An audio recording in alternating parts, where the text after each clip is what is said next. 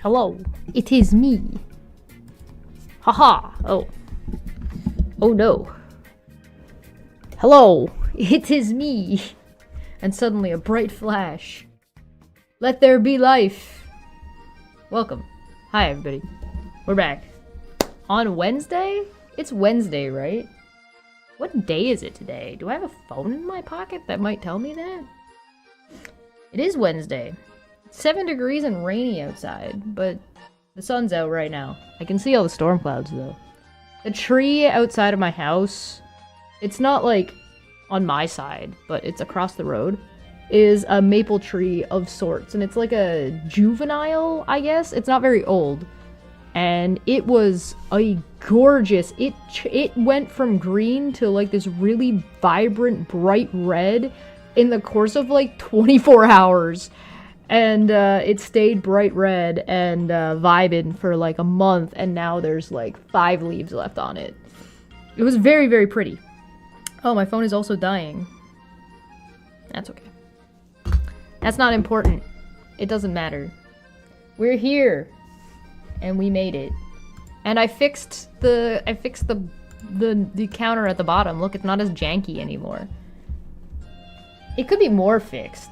It's not all the way fixed. I still have to add the 10 from last stream and then whatever happens this stream because my numbers are still missing and I don't know why. I have messaged Dapper about it and I'm sure he will get back to me when he gets an opportunity to do so. Whoops. Yahoo!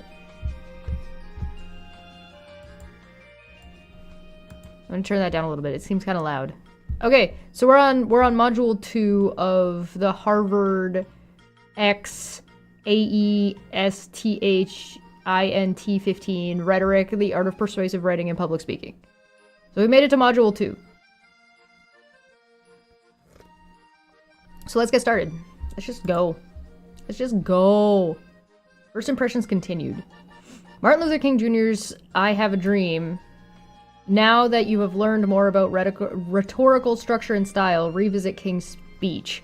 Read and annotate the text below. What words, phrases, and passages do you find powerful and why? Ah, I gotta do this. I gotta do it again?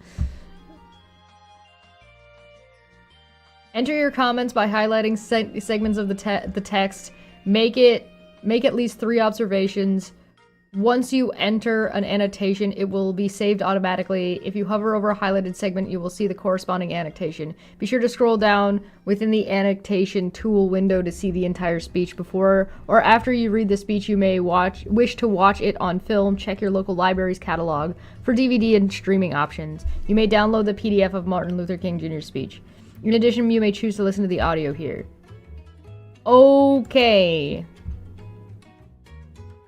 So let's do this. Oh, hey, look, I can I just... What if I don't? Does it just still take the ones that I already... I guess I should add 3 more to it. So I guess what we learned with what was logos, what was pathos, and what was ethos, and then also what's like a simile and what is a metaphor and stuff. I'm kind of surprised to be going over like the what is these things in a university course, but I guess I guess it makes sense. I think just kind of assume you didn't learn anything in high school or don't remember anything from high school, which I think is probably reasonable. 50 years ago, a great American whose symbolic shadow we stand today and signed the Emancipation Proclamation. This momentous decree came as a great beacon of light and hope to millions. So I guess this would be as a, which would make that a simile. There's the repetition part. You learned about logos, ethos, and pathos in school? Yes, but I don't think we learned them by that name.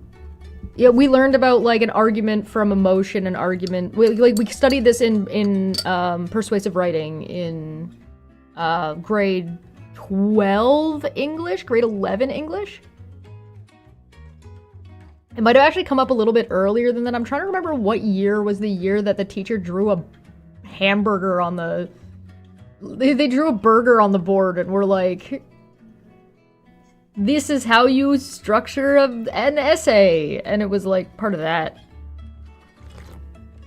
But I don't think they never called it logos, ethos, and pathos. They just said this is an argument from emotion, this is an argument structured in the facts, and this is an argument structured from, whatever the other one is. So, yeah, no, we did learn about it. I just don't recall being called by that name. Are we supposed to look, should I look for a logos argument in the speech? I mean, the speech is very, like, emotionally driven, which is fine.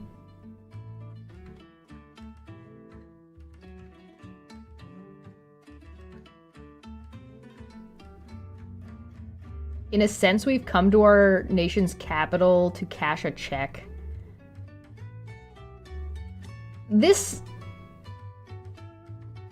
is a metaphor that I'm like that I'm halfway convinced of. I'm like, interesting metaphor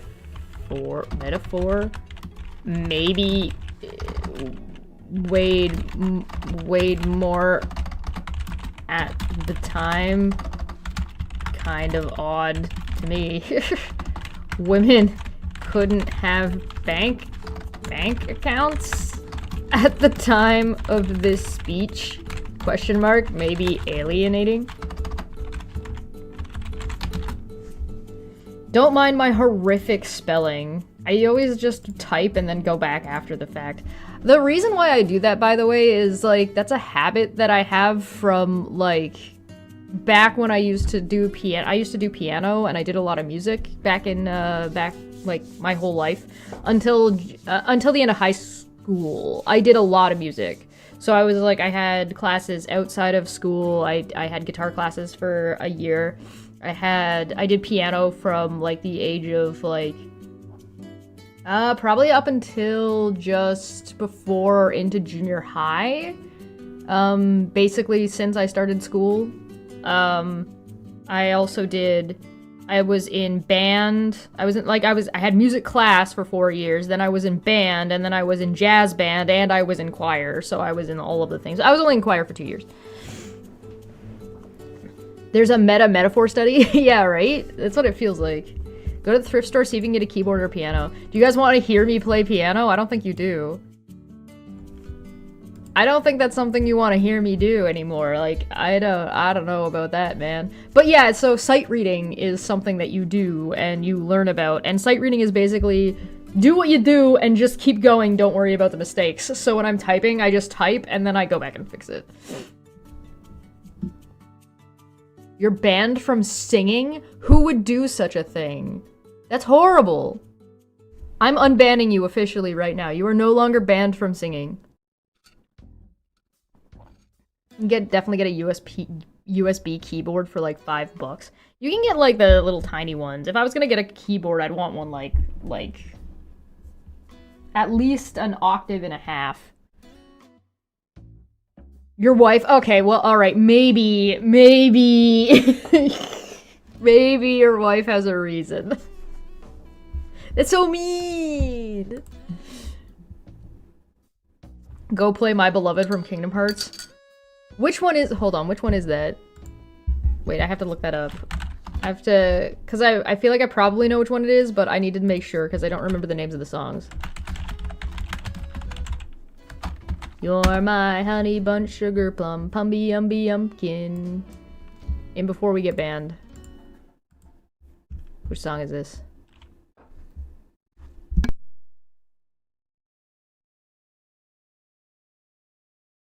It's loading.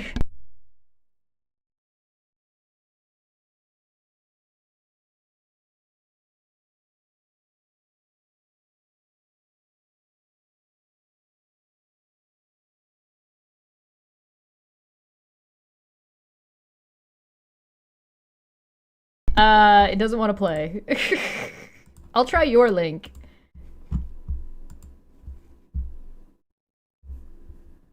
Oh, you got a piano cover for it. Okay, okay, okay. Alright, well, we're just gonna let that think for a minute.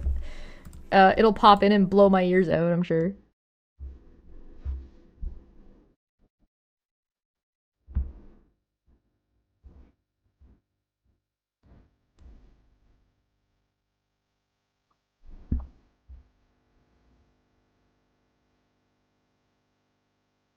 Yeah, it's like the title theme that plays at the beginning. I'm gonna jump it forward for a minute.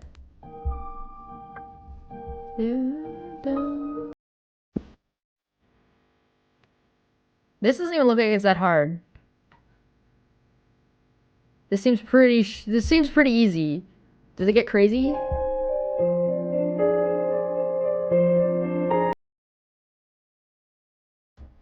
Nah, that's not even hard.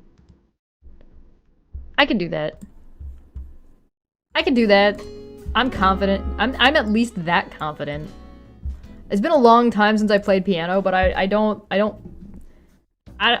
not that not confident.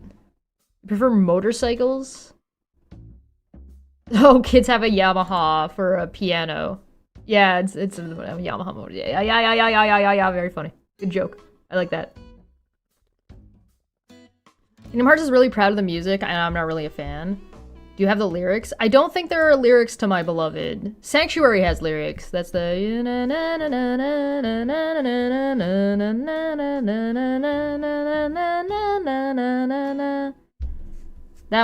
That Sanctuary is a lot more difficult. And then there's a really cool thing that they did in Kingdom Hearts with Kingdom Hearts 1, 2, and 3 that they did with the music. And at least with the theme. They did Sanctuary, then they did oh, what's the name of the song? Whatever, they did 3 of them, and the 3 of them, like, fall... Like they tell, like, the songs tell a story that, yeah, it matches the game, but if you listen to all 3 songs in succession, they, like, roll into each other really well. I'll show you on another day. I'm not gonna show you right now, 1, because we're getting really distracted, and 2, because, I'm gonna get to... Okay, fine. Did you just send me Sailor Moon? Yeah, you did. I don't need to see that. I know the Sailor Moon opening. You could try that one if I wanted lyrics. Sailor Moon?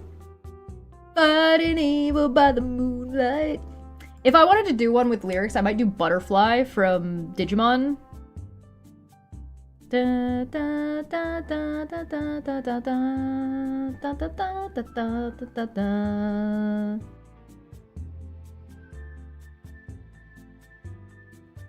Do do do do do do do do do do do do.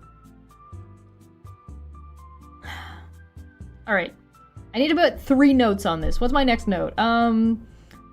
We have also come to this hallowed spot to remind America of the fierce urgency of now.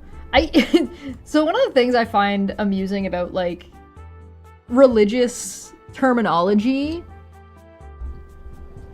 Hey Digimon, monster friends to the boys and I don't know if there's a piano cover of that. You probably could. I don't know how you would do it, but you could do it.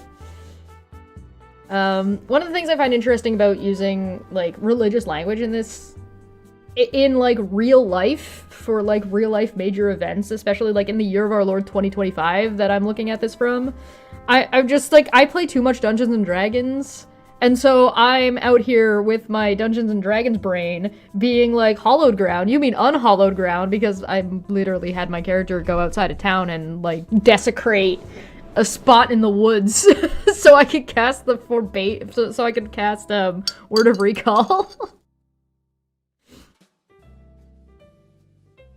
Tell your son to play Streets of Rage.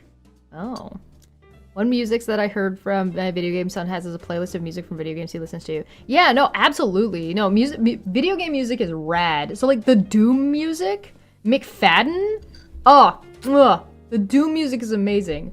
Also underrated music, Banjo-Tooie and Banjo-Kazooie music. Very good. Animal Crossing has some of the best music ever. I absolutely adore Animal Crossing music. If you want, like... I mean, Sonic's got a lot of good music.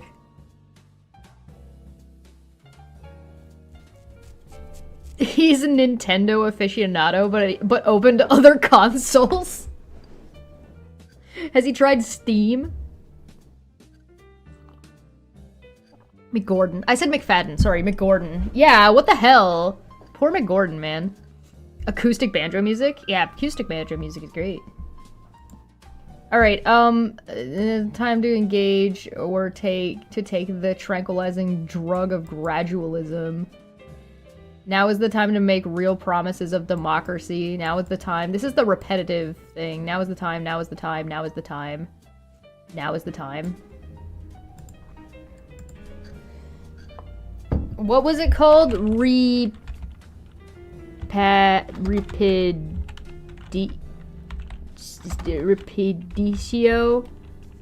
I don't remember how to spell it. I don't think it's not. It's Latin. It's not gonna come up in my spell check. Rapiditio? Is it an E? Yeah, it is an E. Okay.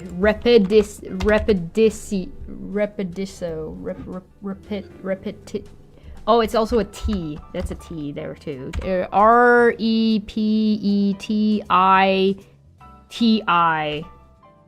There we go. This whole speech has a lot of it, actually. I like how one of my annotations starts with,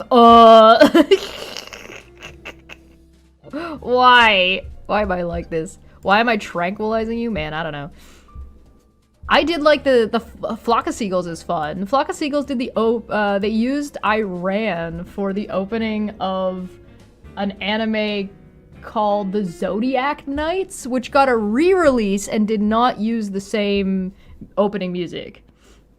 Sorry, Knights of the Zodiac. That's what it was called. And I ran so far away.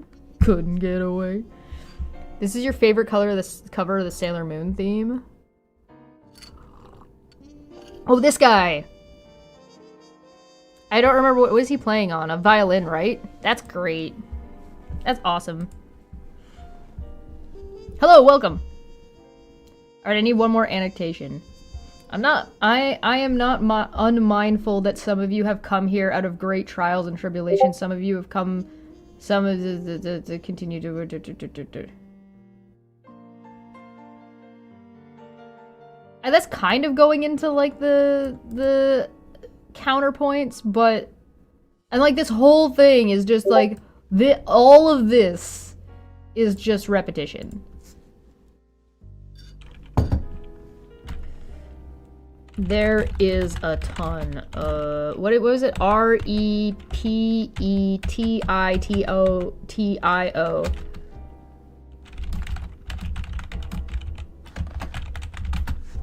There we go. That's my 3 notes. Done.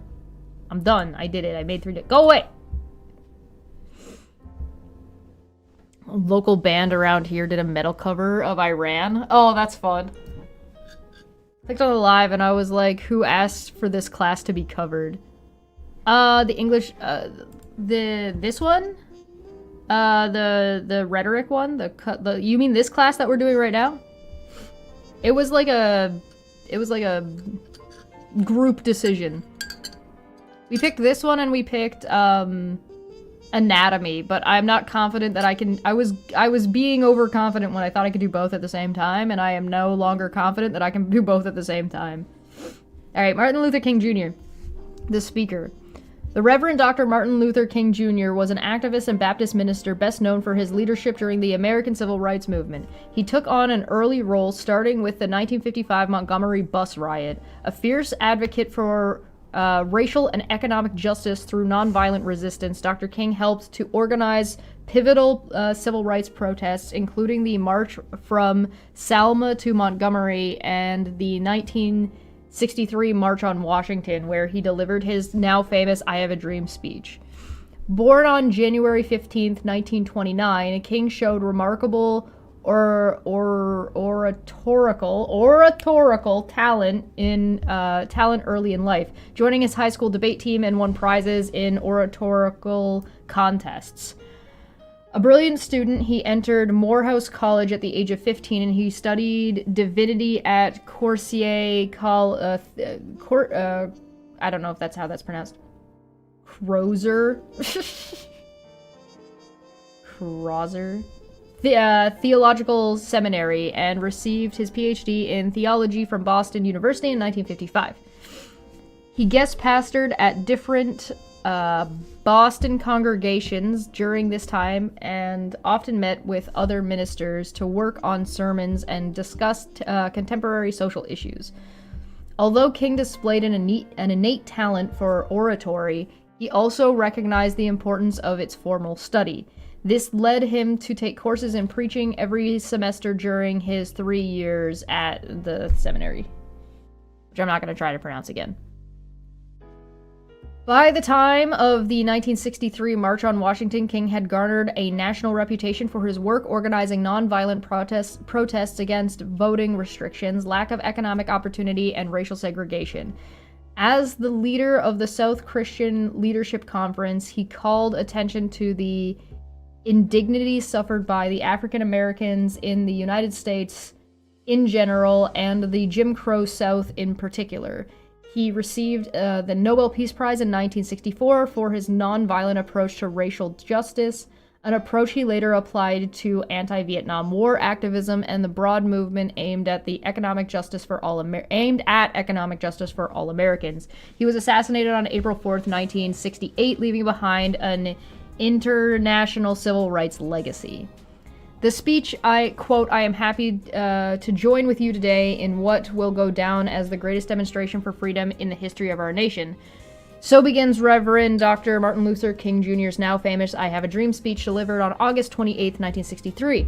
Nearly 100 years after the 13th, 14th, and 15th Amendments to the United States Constitution outlawed slavery, guaranteed equal protections under the law, and prohibited states from using race to deny citizens rights to vote, African Americans continued to face discrimination and a lack of access to opportunity across the United States. The problem was particularly pronounced in the southern United States. Here, official rulings such as Brown versus Board of Education did little to quickly integrate public facilities, and peaceful protests against segregation, like sit-ins, boycotts, and marches, were often met with brutal suppression. With the Civil Rights Act pending in Congress, Dr. King, framed by the Lincoln Memorial, addressed this speech to over 250,000 people during the March on Washington for Jobs and Freedom. Goblin learned to read. I was there for a group decision, and if I was asking a question, I'd put my question mark at the end. Oh. Sorry! My bad. I don't know how to read. Part of a long history of civil rights struggle, King's speech draws on influence of early abolitionists and black thought leaders like Frederick Douglass and W.E.B. Du Bois, calling for nothing less than full social, economic, and political equality for all citizens. The full repudiation of the separate but equal doctrine that had stifled the promises of legal gains made during the previous century. With clear echoes of these thinkers and references to Lincoln's Gettysburg Address, the Emancipation Proclamation, and foundational American documents throughout, King's speech is firmly situated in a long historical arc, expounding on the themes and freedoms of equality and appealing to the United States of America to live up to past promises. I would also probably point out that, particularly since they were struggling a lot against the southern states and like the Bible Belt area where there's like a really heavy religious connotation, the fact that he was a reverend and that he was using pastoral styled speaking and that he was also throwing a lot of religious notation into his speech. You know what I mean? Unofficially dyslexic. Hi, Joan. Thanks for coming. Welcome. Those are just my thoughts, though. Tell me what you think. Though deeply rooted in the past, the speech is nevertheless contemporary. Its urgent call for unity and nonviolent action in the face of oppression and brutality set an important tone for the overall movement, which struggled at the time with internal forces advocating a more radical response. Sure. A call to action for racial justice at a pivotal moment in American history, I Have a Dream is a rhetorical masterpiece renowned for both its craft and its contribution to the cause of civil rights. And seeing how it's been absolutely abused and twisted is pretty dystopian, I guess. On top of, like, again, people hyper-focus on this and not, like, the other things that he said, which is kind of unfortunate, I guess. The scene. More than 250,000 people joined the March on Washington for Jobs and Freedom on August 28th, 1963. At the time, it was the largest demonstration to take place on the National Mall. As you can read the speech, think about how the setting and the audience influence the speaker's structural and stylistic choices. Yeah, Know Your Audience is a pretty classic. Schemes and tropes. Appealing to the Bible is a double-edged sword. Since the Bible is quite clearly in favor of bigotry, oppression, slavery, basically everything social justice fights against. Yeah, it's one of those things where it's definitely a double-edged sword, but it also can be used to move a large number of people who would otherwise disagree with you. So I think you're right. It's definitely like a... I think you're definitely correct that it's like, if you use it, you need to be very, like, cognizant of what you're doing. The man was assassinated for these words, though, to be fair. Good, that's true. That's true. You are correct, Joan. You are right. He got killed for saying things. Man... You're getting killed for words. Oh, Dapper answered me. They're on the tube. Select the tube on the top right. The tube. The tube. The tube. Where's the tube? I don't... What tube? What's he talking about? Dapper told me how to fix the blender, this thing. He told me how to fix this, but he said it's on the top right. Hold on, this is gonna look weird for a second. Tube, top right, tube. I don't see a tube. The hell?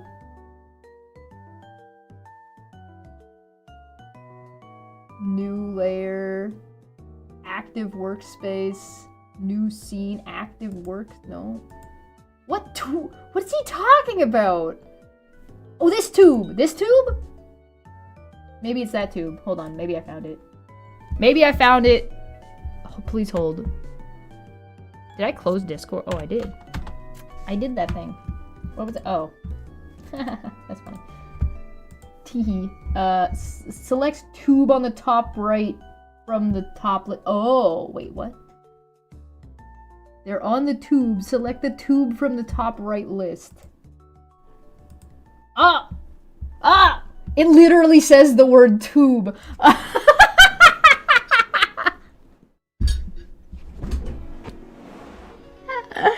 Oh, God. Oh, Jesus Christ. Thank you, Dino Man. Alright, that's fixed now. Huzzah! So we can fix this. This should say 80. Yeah, we're at 72%. Let's go. Did I mess it up? Oh, I messed it up. Oh, man. Oh, jeez. Oh, gosh. Oh, darn. Now I gotta fix that. Hold on, I don't think... Hold on.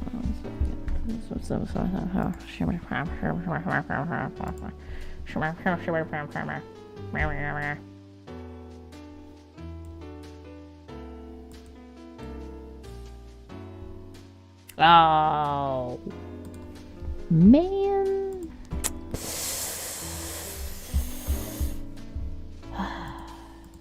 It's fine. Everything is fine. Everything is awesome. Everything is cool when you're part of a team. Ah! Huzzah. Ta-da!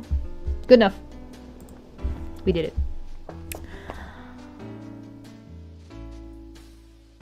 No, I don't expect you to know crap about a 60-plus-year-old U.S. history. Yeah, oh, yeah, no, fair enough. No, like, I know some things, but I don't know, like, there's a lot that I don't know. As a not American, there are things about the America land that I do not know. How Canada covers the Underground Railroad? Like, in high school, or, like, if we do, like, a history course? You want to try a history course? We can do a history course.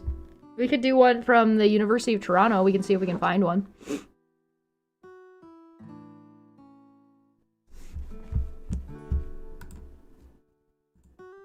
Alright, schemes and tropes. King uses many rhetorical devices in his speech.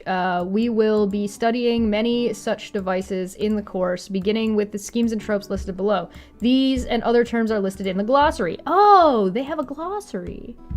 That's nice. Oh. I feel like this has happened to me way more times than it should have. Oh, jeez. Asking what I know about it. What do I know about the Underground Railroad? What I remember about the Underground Railroad is that it started somewhere in the deep south, and it was a whole trail that went all the way up, and all the way through the United States, into Canada, and then out from there. And, like, Canada had gotten rid of that nonsense, like, prior, so once they had gotten up through and over the border, they were kind of free to do whatever they wanted, but also, like, there was, like, ongoing, like, support systems. So, I don't know, I vaguely remember something about Mississippi being a big deal, but I don't remember why Mississippi was a big deal, outside of, like, the river, but, we mostly taught about it in a way that's, like, Canada was where the Underground Railroad came out. So, like, we also know that it's not literally a railroad that is underground.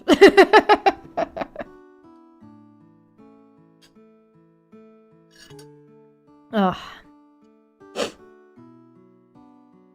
That's what I remember. As per how, like, complicated our unit was about it in a history class, I don't remember it being, like, terribly long. But, again, you're going off of my memory from, like, I'm trying to remember if we covered it in high school or junior high. It was probably junior high that we talked about it. I could be wrong, but it's not heavily covered. We cover World War II and World War I pretty heavily. The Underground Railroad and civil rights stuff does come up. But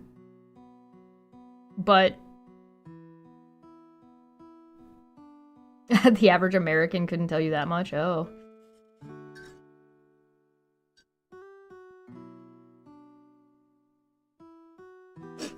Eh. And, like, we also, like, in for our World War II and World War I studies, I believe it's World War II, I have to double check, the Trans-Canada Highway, right? Oh, sorry, the rail, the Trans-Canada Rail. So there's a train that spans the whole country, right? East to west, west to east, right? There's there's the highway, right? Which is the one road in Canada, that's the joke. Trans-Canada Rail. If we look at the history of it, if I remember correctly, we studied a little bit about it in school, and about how basically the way it was constructed is basically had a lot to do with people that were like sort of internment camp situation. Like, the history of it and the way it was built is kind of, like, yikes. But we talk about it like it's like, oh, we shouldn't treat people like that. Let's see. Eastern Canada and British Columbia between 1875 and 1885, connecting the Ottawa Valley and Georgian Bay. So, yeah, you can see where it goes. It even dips into the United States now. But, yeah. 7 provinces of Canada and into the United States: Montreal, Vancouver, Edmonton, Minneapolis, Milwaukee, Detroit, Chicago, and Albany, New York. I believe there's a museum to it in Toronto. Entered the Confederation in 1871. The CPR was Canada's first transcontinental railway, primarily a freight railway. Practical means of long-distance passenger transport in most of the region. Creation of the Canadian Pacific Railway was undertaken as the national dream by the Conservative government of John A. Macdonald, together with the mining magnate Alexander Tilloch Galt. As a condition for joining the Canadian Federation, British Columbia had insisted on the transport link to the east with the rest of the Confederation. In 1873, Macdonald, among high-ranking politicians, bribed the Pacific Scandal, granted contracts to the Canadian Pacific Railway Company, which was unrelated to the current company, as opposed to the Inter-Ocean Railway Company, which was thought to have connections to the Northern Pacific Railway Company in the United States. In 1863, the year of Canada's Confederacy, U.S. Secretary of State William H. Seward surmised that the whole North American continent shall be sooner or later within the magical circle of the American Union. After this scandal, the Conservatives were removed from power, and Alexander Mackenzie, the new Liberal Prime Minister, ordered construction of the railway under the supervision of the Department of Public Works. Yeah, John A. Macdonald was also super duper fucking racist. 1870, Lake Superior, Manitoba, Toronto Globe, blah blah. Macdonald later returned as Prime Minister in 1878. Macdonald is like our version of Trump, where he gets a term and then we get rid of him for scandals, and then he comes back, and he comes back more aggressive. Oh, God. I'm so... whatever. Comments for another day.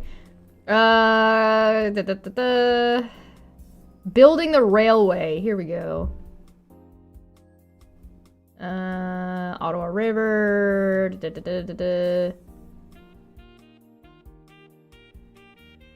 Thunder Bay branch. Here we go. Navigational engineers. European, yeah, there were many European immigrants. First Nations. In track laying. In British Columbia. Yeah, eventually hired 17,000 workers from China. After 2.5 months of hard labor, they could net as little as $16. Chinese laborers in British Columbia made only between 75 cents and $1.25 a day, and paid in rice mats and not including expenses. Yeah, it was really bad. The exact number of Chinese workers who died is unknown, but historians estimate the number between 600 and 800. Yeah. Yeah. Northwest Rebellion broke out in the district of Saskatchewan. Blah, blah, blah. Anyway, yeah, that's what I was getting at. That there was like unpaid, like basically slave labor bullshit that happened. So it's not talked about as if it was a, like, it gets mentioned, it gets talked about, and it's just like the Native American people and the Chinese people who were brought out, who came over to work were like treated like dog shit. And we're like, yeah, let's not do that. Do women on average have less gray matter? I don't know, did you ask Grok?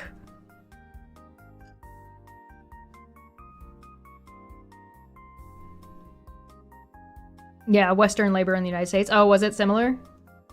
Elon plans to have his companies pay workers like this and take money back from them. Yeah, didn't Walmart get in trouble for that a couple of years ago when people found out that they were paying their workers in Walmart gift cards?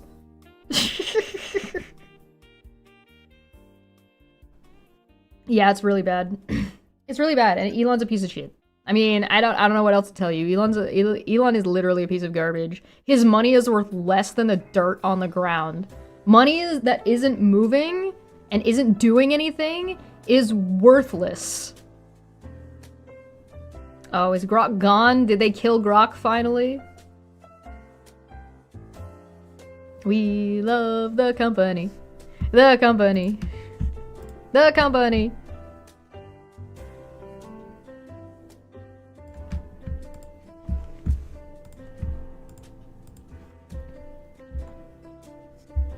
Oh yeah, and the subsidies with, yeah, the subsidy stuff, yeah. Oh boy. Oh boy. Alright, well that's depressing and dystopian as shit. Speaking of civil rights,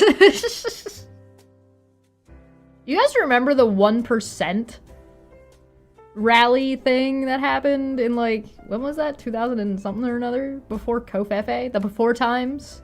You guys remember that? Remember when they took pictures of rich people, like, drinking champagne, watching down below, and mocking the... the 99%? Man, I don't know. The company is my favorite group of peeps. Hey, Slicks made it. What's going on? Alright, back to business. Schemes and tropes.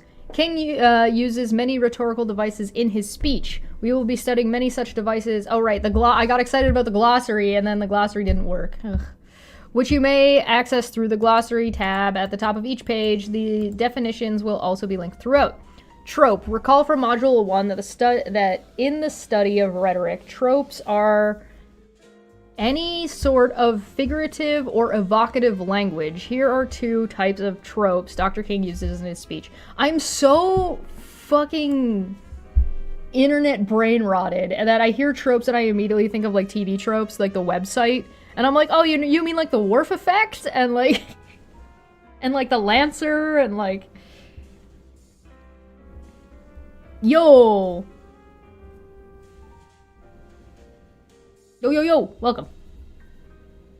Illusion. Reference to another artistic work, person, place, or idea well known to the audience in order to use its message or characteristics to illustrate the author's message. For example, English speakers frequently allude to Shakespeare or the Bible. Or if you want an example from the company, it was Katie Joy. This is just like Katie Joy. This is just like Natalie. That is all illusion. All of it. Or if you hear like a fucking flat earther being like, oh, it's like this. Oh, you're like this person. Oh, it's like that thing. Not all illusion is bad, by the way. Not all illusion is bad. Google censored your follow-up? That's unfortunate. Good morning! Hey, Alicia's awake. Good morning. Wakey. Good morning. Sunshine. I bring some news if you want it. It involves false copyright strikes. Yeah, absolutely. What's up? Tell us what's up. Tell us what's going on. Quote, until the latest of our world conflicts, the United States has no armaments industry. America makers of plowshares could, with time as required, make swords as well. Dwight Eisenhower farewell address to the nation from January 17th, 1961. Eisenhower warns against the military-industrial complex.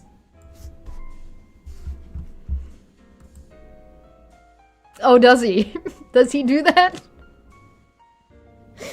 I think that's one of the like the craziest things about half of like what I've learned about things that people have said in the past, particularly like about some stuff about climate change, some stuff about like economics, and like there have been like a good number of American leaders, like both like from a political standpoint and from like civil rights and like people who had good standing when they were alive, Like, not like randos that like, oh, this professor said this at some point. But it's like, no, we all know who this professor is. Or like, hey, look out for this thing that's happening. You should probably not do that thing. And then like fucking 20 years later, 40 years later, 60 years later, fucking okay, I guess. Gossip never happens here. Yeah, no, we don't know. I don't know what you're talking about. The reference is to Bible prophets Isaiah and Joel. The latter urges the nation to beat their plowshares into swords, Isaiah 2:4 and Joel 3:10. The phrase's long Old Testament history subtly enforces the idea that a standing army is a relatively new innovation. I don't think that's true, though. I mean, it might reinforce an idea, but that doesn't mean it's correct. I don't know. Quote, Africa must rise and put on her yet unwoven garment. Ethiopia shall stretch out her hand unto God. Frederick Douglass, what to the slave is the 4th of July, online excerpt, addresses to the Rochester Ladies Anti-Slavery Society from July 5th, 1852. Here Douglass alludes to Psalm 68:31. The quote is, quote of a less well-known passage makes an appeal to authority with Douglass's largely Christian audience and an appeal to ethos by reminding them of his extensive knowledge of the text. I'm gonna give you guys the links if they come up. So here's Eisenhower. There's the address. Here's the online excerpt. How long is this? Too long! I'm very curious to read this, but I'm not gonna do it on stream, and I'm not gonna do it right now. And here is a book. Here you go.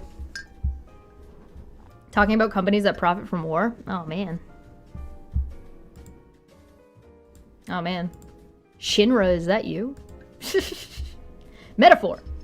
Illusion. Metaphor. I think I kind of wish these quotes were a little bit longer.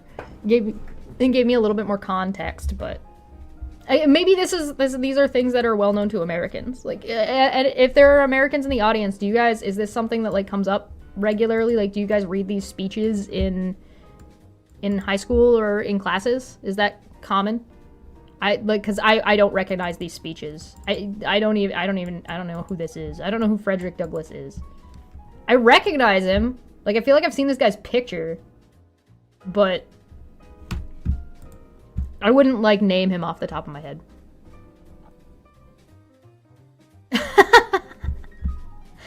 You're in the Shinra building now, and Chesh, Smitty, and Landon are trying to rescue Aaron.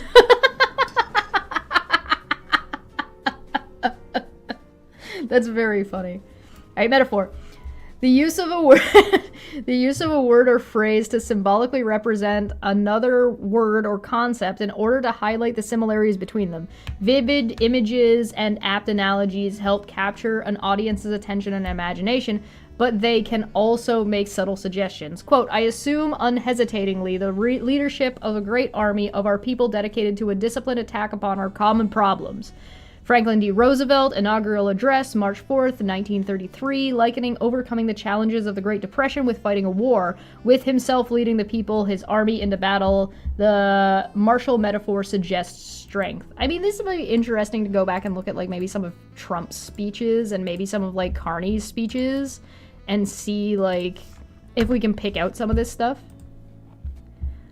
Quote, this afternoon we gather in the quiet of this sanctuary to pay our last tribute of respect to these beautiful children of God. They entered the stage of history just a few years ago, and in the brief years that they were privileged to act on this mortal stage, they played their parts exceedingly well. Now the curtain falls, they move through the exit, the drama of their early life comes to a close. Martin Luther King Jr., eulogy for the martyred children, given September 18th, 1963, for the 4 young victims of the 16th Street Baptist Church bombing in Birmingham, Alabama. King likens the lives of the young girls to an act on the stage of history, suggesting to his audience that, like parts in a play, human lives are ordained by God. Grew up in Ohio, definitely covered a bunch of these speeches. A lot of the repeat information over the years, kind of like they don't want to talk about the stuff that... Oh, okay. 2 fake ghost channels tried to take down a debunking channel with 4 false strikes. The counterclaims were sent back, and the channels took down their claims. Now they're in danger of losing their channels. Oh, damn. That's spicy. Man, the fucking ghost channels, man. Which ghost channels are it? Are it? Which Oh, I've gone cross-eyed.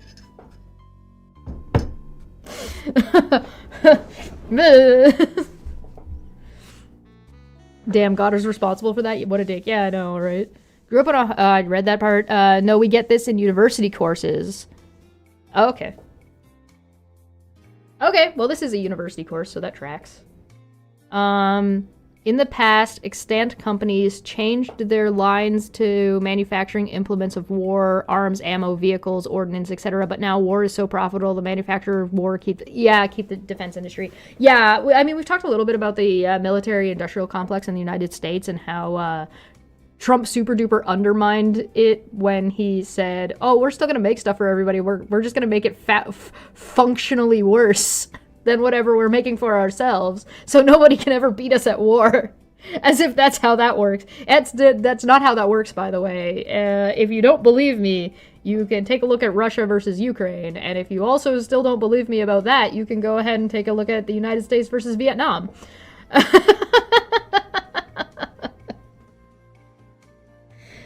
Oh boy. Sword. I think the phrase is "swords don't have eyes" would apply.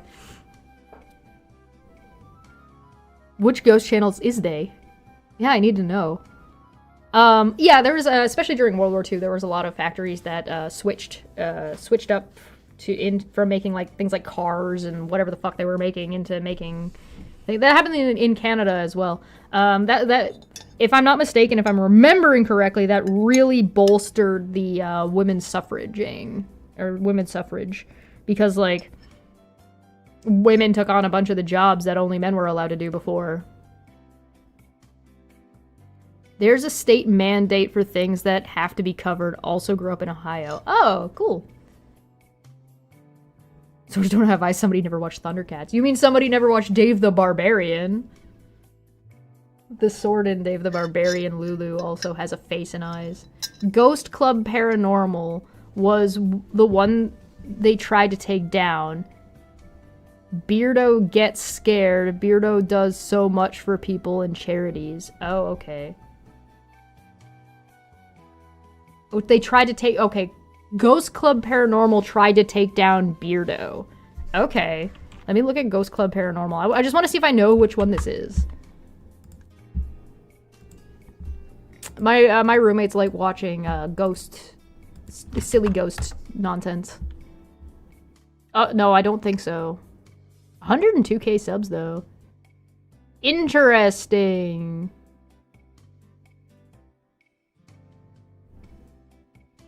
Okay, well, I'm gonna keep that open for now and ask them about it later. Ewoks versus Stormtroopers. Yeah, that's a really good point. Yeah. Ewoks versus Stormtroopers. Having technological supremacy is a good idea. If you can have it, take it. Like, I don't see why you wouldn't. But if you're gonna fuck over your allies with kill switches, don't tell them you're doing it. And now we've seen a shift in the F-35 to the Gripen. Canada is already working to... Looks like we're taking on the manufacturing for the Gripen as well, which is really interesting. So I think because a lot of people, like a lot of countries, are shifting away from American military contracts to other countries. Those other countries don't have the manufacturing capabilities that they need to be able to fill the orders at a rate that they want to. So Canada is taking on the manufacturing portion. I think that's what's happening. We'll talk about it more on Debate Pub on Saturday. Yes. This Saturday. Giving your allies shitty weapons actually makes you less effective in war. Right! Correct! Go figure. Imagine that. Alright, schemes. As you continue your analysis, be aware of the different schemes or variations on sentence structure that are used throughout. Parallelism. I bet you didn't think I was going to say that right the first time. A pairing or grouping of several related words, phrases, or sentences with the same or similar grammatical structure. We cannot dictate. We cannot consecrate. We cannot hollow this ground. Abraham Lincoln Gettysburg Address, November 19th, 1863. Oh, so that's like the repetition thing we talked about, but also... Oh, the Gettysburg Address is actually really short. Huh. Alright, well here's a link to that if you want to read it yourselves. Those who have been left out, we will try to bring in. Those left behind, we will help to catch up. Richard Nixon, inaugural address, January 20th, 1969. Oh, of course it was 69. Of course it was 69. Ugh. I don't like this formatting. That's okay. That's okay, it's just me. It's just, that's a me problem. Gettysburg is one of the best speeches because it doesn't drone on and on and on. Anaphora. A form of parallelism. Anaphora refers to the repetition of words at the beginning of successive clauses with a sentence. Such insistent repetition leads emphasis and builds momentum. Okay. We shall go on to the end. We shall fight in France. We shall fight on the seas and the oceans. We shall fight with growing confidence and growing strength in the air. We shall defend our island. Whatever the cost may be, we shall fight on the beaches. We shall fight on the landing grounds. We shall fight in the fields and in the streets. We shall fight in the hills. We shall never surrender. Winston Churchill, we shall fight on the beaches. June 4th, 1940, House of Commons arguing Parliament and the British people that they must continue to confront the Nazi threat. Churchill. It strikes me as odd that the Americans are so focused on memorizing speeches and addresses. I guess, I mean, memorization to me doesn't seem very important, but, like, understanding the concepts and understanding, like, the vibe matters. You've DM'd me 2 Twitter links about what happened in a box of tissues if needed. Oh, did you DM me on Discord or Twitter? Because my Twitter DMs are currently closed off right now because Twitter did an update and they're like, do things, and I haven't done the thing yet. So if you've messaged me on Twitter recently, I haven't gotten it yet because I haven't done the update. Let both sides explore what problems unite us instead of bellaboring. Bellaboring? What the That's a word I don't know. That sounds like a word that is from a time period. Bellabore, a transitive verb, to talk or write at length or excessively or harp on, to assail verbally, to attack with blows, hit, beat, or whip. Bellabore. Belabor. Oh, belabor. Oh, I know what belaboring is. I was just reading it wrong. Oh, I'm just stupid.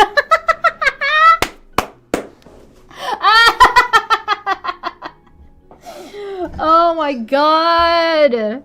I'm so dumb. That's embarrassing. This is almost as embarrassing as the time I read automobile wrong. And I said automobile and was very confused. Oh my god. I don't think that's dyslexia. I think that's just me being stuck. Is that what dyslexia does? I don't know, man. Joan says, memorizing doesn't result in critical thinking. Good teachers use that as a small part of their testing. Yeah.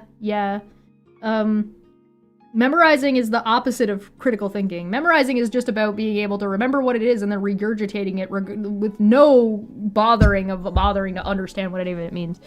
You have a link to the Discord? Yeah. Pop on in. Pop on in, my friend. Pop on in and vibe. Let me get a link. I got you. Boom! I haven't seen this word before. Chesh on a word she has in fact seen before.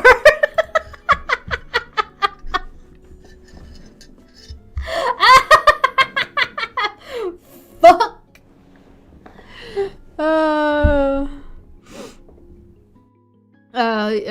Yeah, I mean, memorization, I'm not trying to say memorization isn't important. Memorization is also way less of a factor now than it used to be, when everybody's got, like, fucking the wealth of human knowledge in their back pocket. You don't really have to memorize stuff very much anymore. I have a chord for disses? Yes, and that is mostly what it is used for. There is a good portion of the Discord that is dedicated to memeing on me. Oh, hey Sly, welcome. What's going on? We're studying rhetoric. I just said belaboring completely incorrectly. Let both sides explore what problems unite us instead of belaboring those problems which divide us. Let both sides, for the first time, formulate serious and precise proposals for the inspection and control of arms, and bring the absolute power to destroy other nations under the absolute control of all nations. Let both sides seek to invoke the wonders of science instead of its terrors. Ellipses. Let both sides unite to heed in all corners of the earth the command of Isaiah to, quote, undo the heavy burdens and let the oppressed go free. John F. Kennedy, inaugural address remarking on the Cold War, January 20th, 1961. Hey, here's another guy who got shot.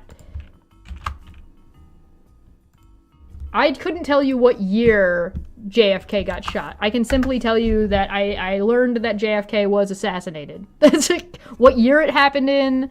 I know it had something to do with a grassy knoll.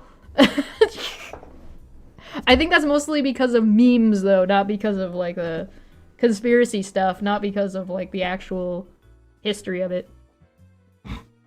You joined the Cord? Yeah, welcome. Enjoy. Enjoy your time there. Make sure you look for the threads. There's a lot of threads in there.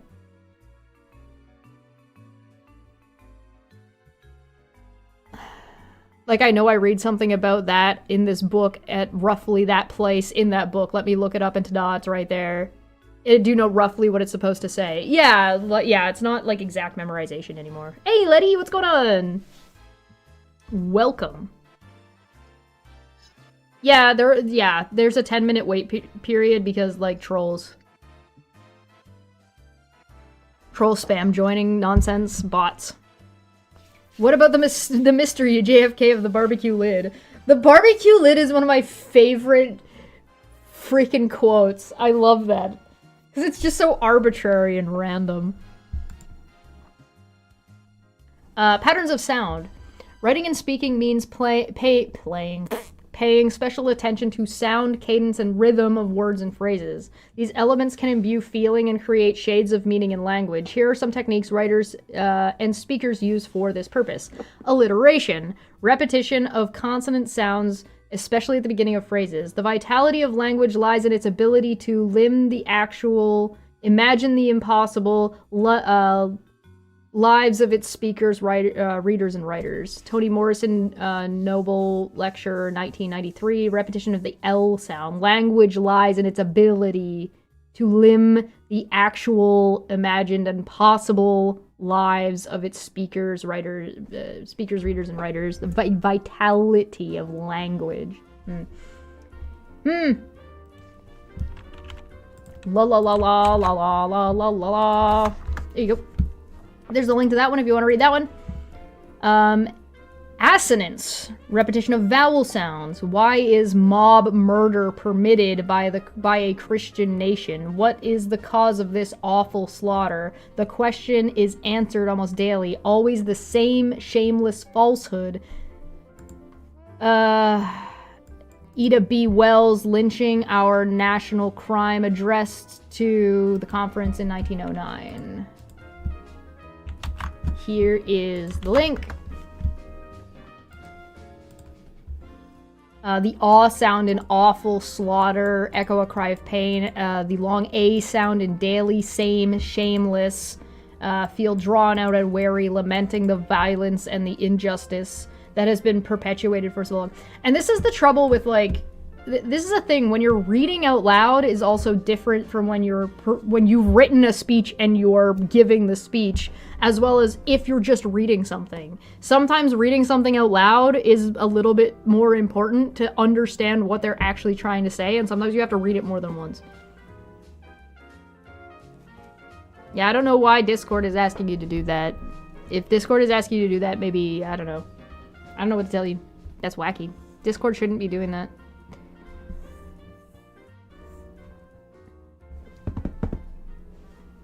Sibilance. The word sibilant comes from a Latin root meaning hissing. Sibilance refers to the repetition of sibilant consonant sounds like S, Sh, Z, and J. Clip that and send it to Dapper and see if I got that right. S, Sh, Z, J. They all, quote, they all have something to say to us in their death. They have something to say to every minister of the gospel who has remained silent behind the safe security of stained glass windows. They have something to say to every politician who has fled his constituents, the stale bread of hatred and their spoiled meat of racism. Martin Luther King Jr., Eulogy for the Martyred Children, 1963. That's the one we referenced before. Here pronounced sibilance hisses, snake-like, and sometimes even spits when paired with explosive consonants like P and C, so like constituents. Yeah, this is the type of thing that if you were giving this speech and you were like emphasizing it, you're probably spitting when you're talking. Suggesting to the listeners everything that is sneering, subtle, sinister, sneaky, or sly. Sly? Wait a minute. Often these kinds of repetitions work together to weave a pattern of sound. Courage, brothers, the battle for humanity is not lost or losing. All across the skies sit signs of promise. The slave is rising in his might. The yellow millions are tasting liberty. The black Africans are writhing towards the light. Writhing, I think, yeah. And everywhere the laborer with ballot in his hand is voting open the gates of opportunity and peace. The morning breaks over blood-stained hills. We must not falter, we may not shrink. Above are the everlasting stars. W.E.B. Du Bois, Niagara Movement speech, Harper's Ferry, Virginia, August 1906. Here, in the final moments of his speech, Du Bois falls into a lyrical cadence invoking the crescendo of an anthem or a climax of a sermon. Part of the effect comes from the song-like rhythms of might and light. Also at work is the liquid sibilance of all across the skies sit signs of promise. The slave is rising in his might, which is, yeah, that is very lyrical. Which together with the ansonants of the repeated open round vowel A and O, A, O. That's when it's talking about, sorry, I'm going to bring my face a little bit bigger. When it's talking about open vowels, it's talking about the vowels that, like, you open, like we talked about this not too long ago. It's funny that it comes up.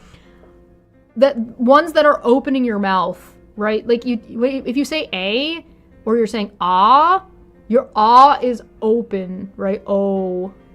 You have to open your mouth. If you try to say oh with your mouth closed, it doesn't sound very good, right? Same with a, right? Again, you might want to keep your mouth closed. It depends on what you're trying to get across. But yeah, it open. You usually drop your tongue down if you want it to have more of like a richer sound. I'm just disinclined to acquiesce at enumeration of that proposition a lot. Yeah, it's a good one. That's good. A new power rising. I do public speaking as a volunteer. I have zero training, so perhaps I ought to learn some elocution from this stream. Ooh! Hey, yeah, if you want. Yeah, anything you learn here, take it. You can take this course yourself. It's free. It's free online, so if you want to do it and follow along with us, you can, or if you want to do it on your own, you can. The link to the Harvard EDX is in the description down below. Enunciation, not enumeration. I did it again! Didn't I do that last? Didn't I do that the first time? God. It's okay. I'm bad at reading. After you feel confident that you can understand these elements, complete 3 exercises below. The following exercises are meant to give you practice crafting your own tropes, schemes, and patterns of sound. There are no right answers. Aren't you supposed to say there are no wrong answers? What do you mean there are no right answers? Wait a minute. The options are there for you to indicate for which type of trope, scheme, or pattern of sound for which you would like to invent an example. Once you enter your example, you will be able to see some responses from your peers.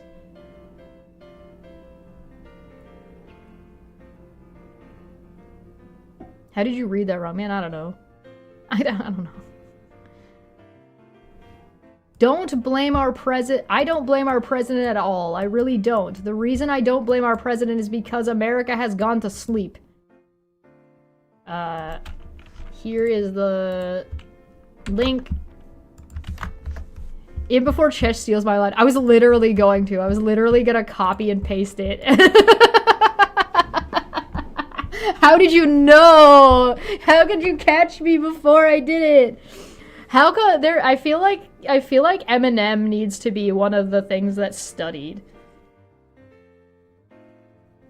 If you want to talk about like rhetorical, metaphorical, lyrical.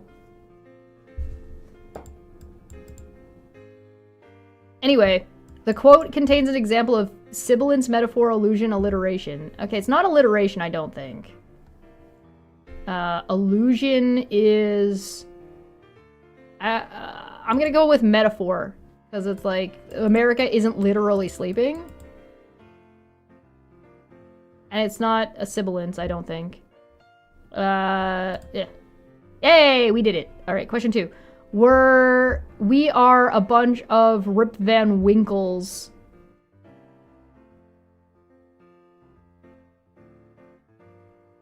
Huh? Ellison? What's Ellison? I don't think we covered that. Pathos, illusion, anaphora. Was anaphora the one that was... No, illusion was referencing a person, right? I think that's illusion. Yay! The welfare of the wage worker... Oh, gee, I wonder... Polysyndenton? The welfare of the wage worker, the welfare of the tiller and the spoil... Upon these deepen the welfare of the entire country, Theodore Roosevelt. The man with the muckrake. Campaign against corruption. Man, Theodore Roosevelt did some crazy shit.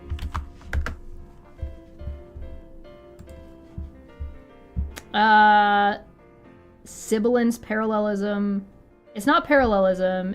It's not pathos. It's one of these two.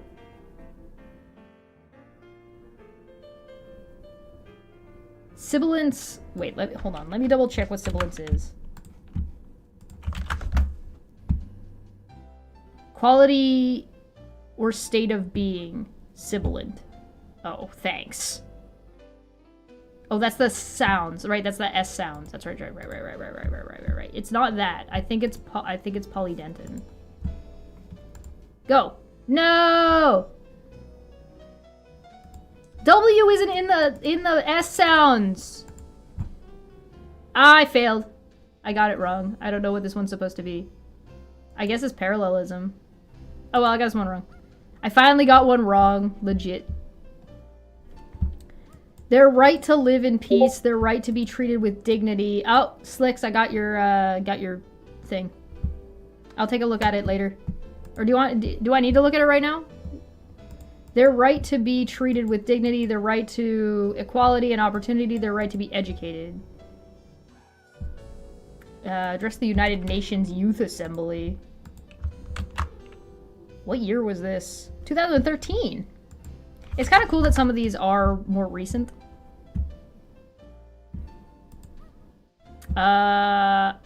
I don't know what one this is. I don't think it's a metaphor. Logos is logic. Sibilance is the S sound, so does it have to be... Does it have to be anaphora?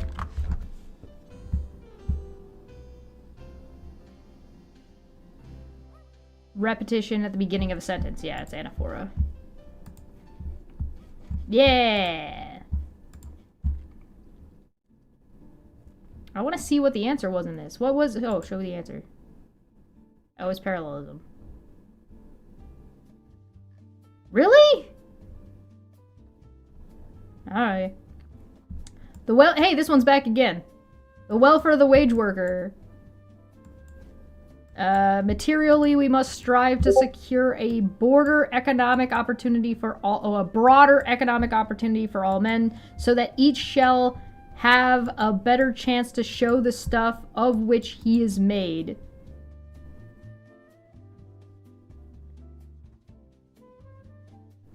Ethos, rhyme, alliteration. I mean, there is alliteration in this, for sure. The welfare of the wage worker and welfare of the tiller of the soil. Upon these depend the welfare of the entire country. That's alliteration, for sure.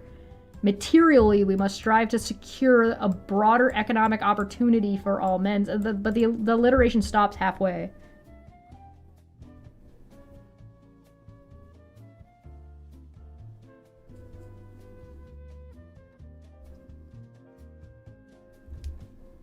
Ethos, rhyme. It doesn't really rhyme, right? Earlier it was parallelism.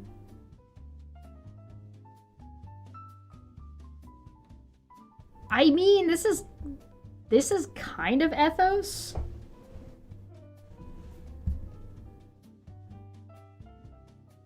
This half is alliteration and this half is ethos. I don't like that both of them are options.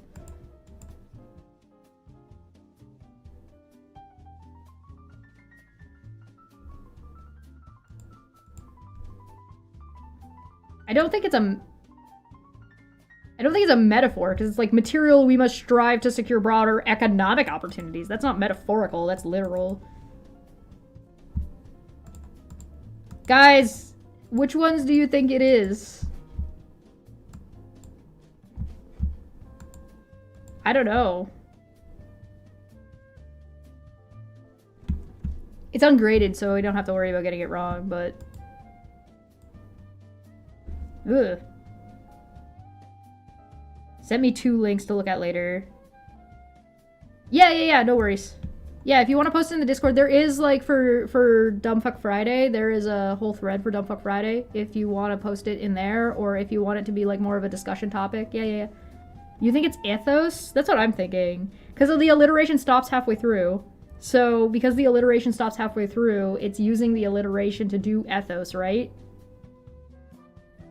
So, like, if taken as a whole, it has to be ethos, because, again, the alliteration stops halfway through. I think this question is trying to trick me. Rude!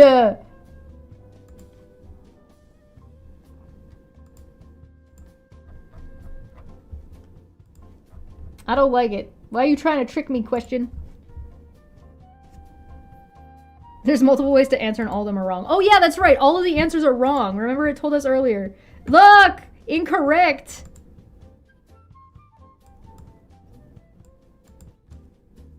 There's even... Everybody got this wrong, apparently. Because they even, like, gave a reason as to why it's wrong. What the fuck? What do you mean?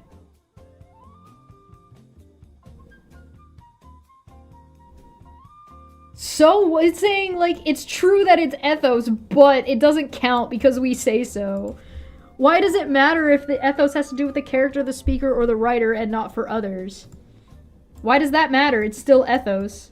Oh, because it's persuasive? You're supposed to be, like...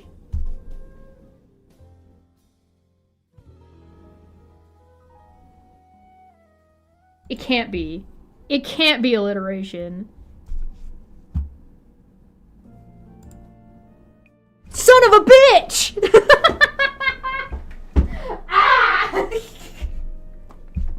No! No!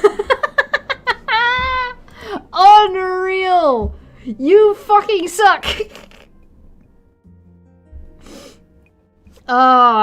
Quote, but when a long train of abuses and usurpations, pursuing invariably the same object, evinces a design to reduce them under absolute despotism,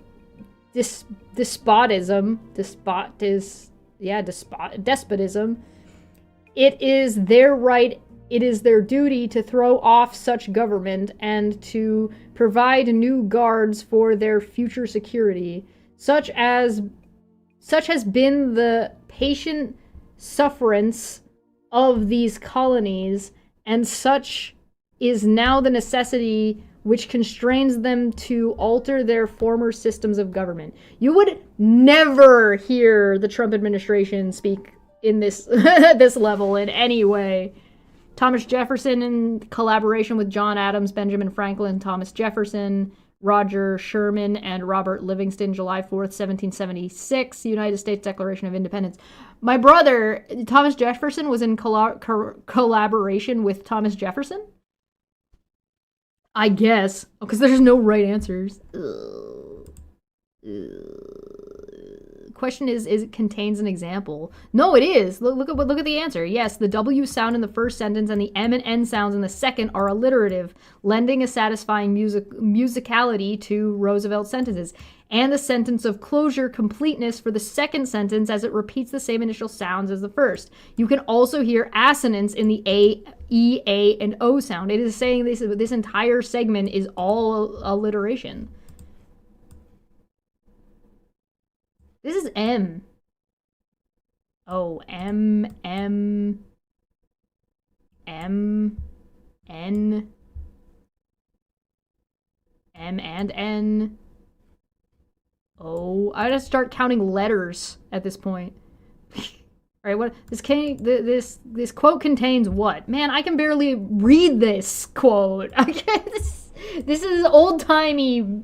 I don't understand it. All right, assonance, allusion, sibilant. I guess it makes sense that they would use this though, because like it's American driven and it's American centric, and so because like everybody in America should like know this sentence already and know what all of it means and what it's about and have all of the context already. But as not an American, I don't really fucking know what they're fucking talking about.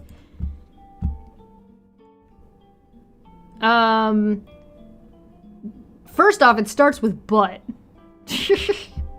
Rude.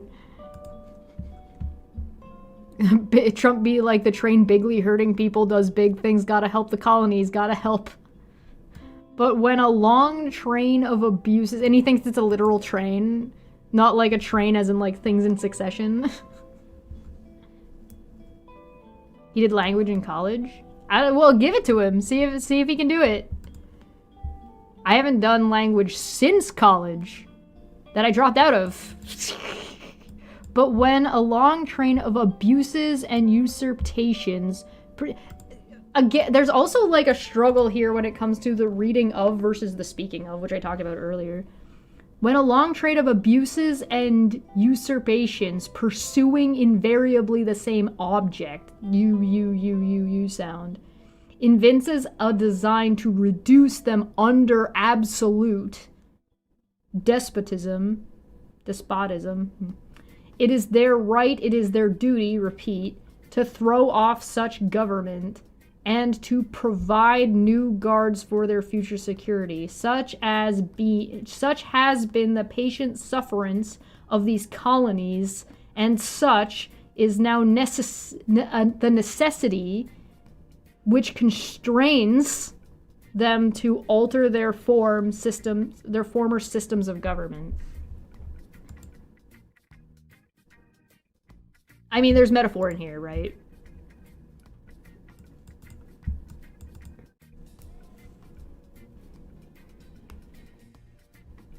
Throwing off such a government is metaphorical. You're not literally picking up a government and throwing it.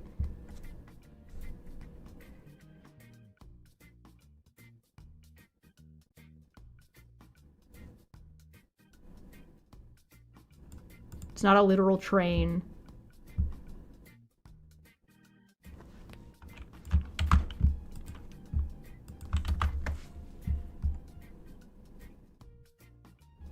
I'm gonna go with it has assonance in it, because there's like a lot of like long U. There's a lot of U's in here. Facebook just dating? Yeah, it's gross.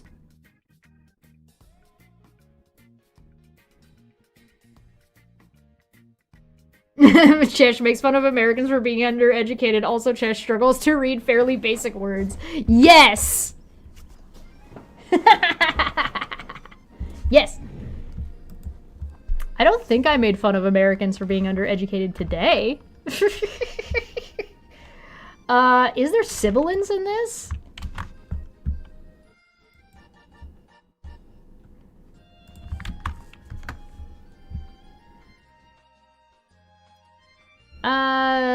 I don't know. There's not a whole ton of hissing sounds. There is in the second half, maybe security such has been the patient's sufferance of these colonies. And such is now the necessity which constrains them to alter their former systems of government. Maybe. Is there illusion? Symbolic reference or comparison and a metaphor. Illusion and a metaphor are the same fucking thing. You know what? It's all of the above. Fuck you. Shit! Assonance is correct. These sentences use assonance repeated U sounds. Illusion is incorrect and sibilance is correct and metaphor. What? How is this not metaphor? You're not literally throwing a government. There's literally a fucking... How is that not? What the fuck? Bruh. Bruh! Thanks for telling me all the answers, though, I guess. Your analysis. Now that you've reviewed key terms, what other thoughts do you have on the structure of language of King's speech? As you reread, ask yourself the following. What is King's thesis? Who is his audience? What modes of appeal does he use? What instances do you see of schemes and tropes such as allusion, anaphora, and metaphor? Do you note a pattern of sounds such as alliteration, assonance, and sibilance? What else do you notice? If you wish, you may tag your annotations. The following tags are available for such a speech. To add a tag, begin typing the name in the search box below the annotation entry field. Choose from options that appear. After you have entered your annotations, click on the selection box next to peer to reveal your classmates' comments. Compare them with your own and respond if you wish. Be sure to scroll down to the annotation tool when you see the entire speech. Okay.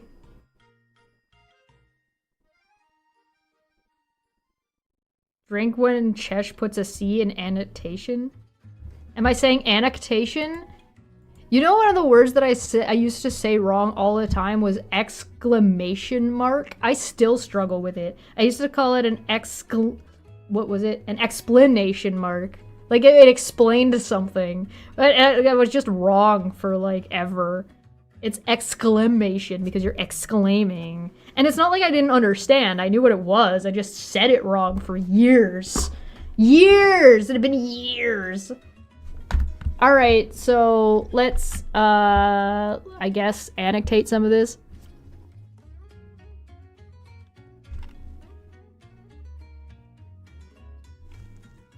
There's an allusion to what England has done. This test is poorly made. Right? I feel like I'm not crazy. You know what I mean? Like, I'm bad at school. I blame the bureaucracy. That's alliteration.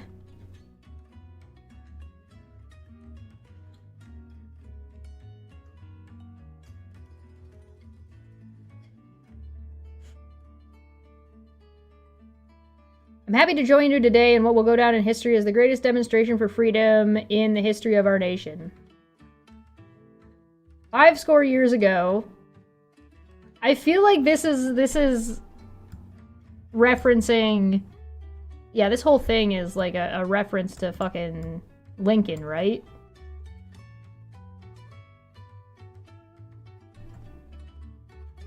But he doesn't actually say Lincoln's name. He just says a great American, whose symbolic shadow we now stand in today. And they were in front of the Lincoln Memorial, weren't they? Annotation, you say annexation, and connotation, you say connectation, and it's anecdote, and I say you've said anecdote. Oh, man, I don't know. Chimney? There's no L in chimney. Oh, man. It's really funny when you sit down and, like, analyze, like, the way you say words. Sometimes you find so many errors. That's all wrong. Because you're just not thinking about it. So, if I tag this, is this all an illusion? Because it's, like, all of it's alluding to... Does this count as an illusion? Because it's not illusion, an allusion. Because it's all just... Or is this just a reference? Or is a reference just an illusion? Whatever. Oh, where's that repetition part?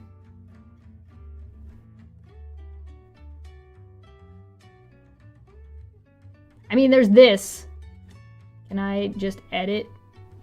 Oh, can I? Oh, edit. So I can just add. What was the one that was the repeating one? Where it was like, oh, you're starting the sentence with the same thing over and over again. Which one was that? Hold on, I gotta go back to the top. Which one was that? Go away. Stop! Get out of my face! Was that anaphora? Let me double check. I should have been taking notes. Yes, I was correct. It's anaphora. Ha ha ha ha ha ha. Ha ha ha ha ha. Anaphora. I did it. What else do I need to do? How many of these do I need to do? Did it tell me? Did it say, did it have a minimum? Oh, it's just asking me these. Like, what's his thesis? Who is his arguments? Or who's his audience? What modes of appeal does he use? Yeah, no, I'll just add some of those. Okay, I want to call that done. Lecture video! How long is it? 8 minutes. That's not bad. In the following video, Professor Ingle points to the importance of setting to the crafting of a speech. He also describes Martin Luther King Jr.'s use of allusion and metaphor as instruments of oratory. You may also wish to read Abraham Lincoln's Gettysburg Address and the second inaugural address to provide further context.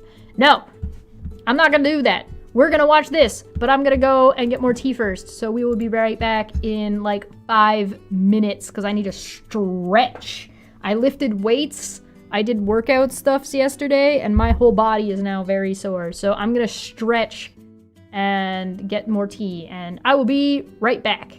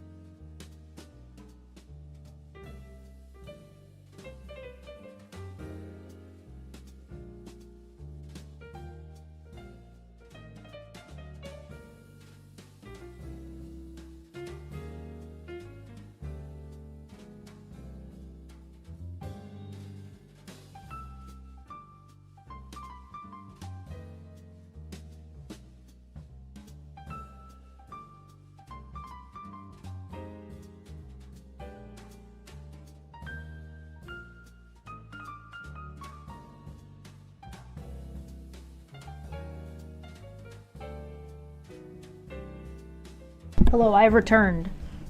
Basically right on time. Hello. I put a potato in the air fryer. It's gonna take 20 minutes. What happened in chat? What did I miss? Squats are one of the best simple exercises. Yeah, so I do hold on, wait. Let me talk about this for a second. This should be like more of a Monday thing, but Monday got really like fucked. So, I do squats in 2 ways. This is... Come with me!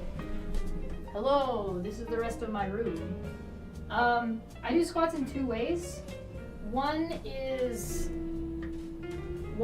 feet forward. I put my feet like way further out though because the shape of my legs don't let me like do this very easily. So I put them out a little further and I do squats this way and then I do squats this way. So it works 2 different parts of your body. Okay? And so you do, right now I'm just doing 3 sets of 5. Do you hear me? Am I too quiet?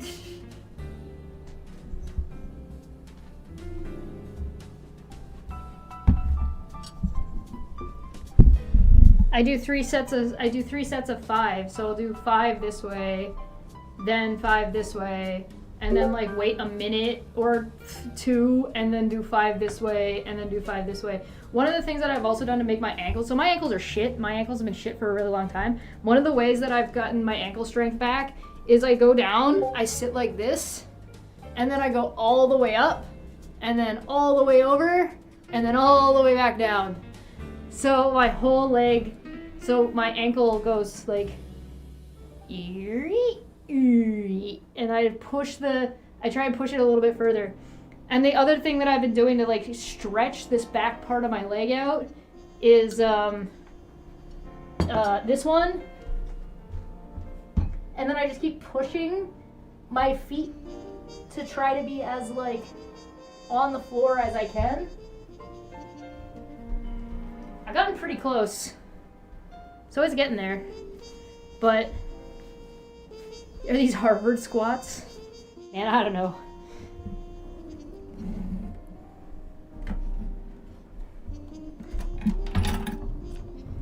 All right, come back. Come back to me sitting like a goblin. As you do. Where did I put my... Oh, I put it on the floor. Ba-dum. Hurry. Hello, welcome back. I hope you like my big clothes. This is my rapper era. The crackle in Rice Krispies.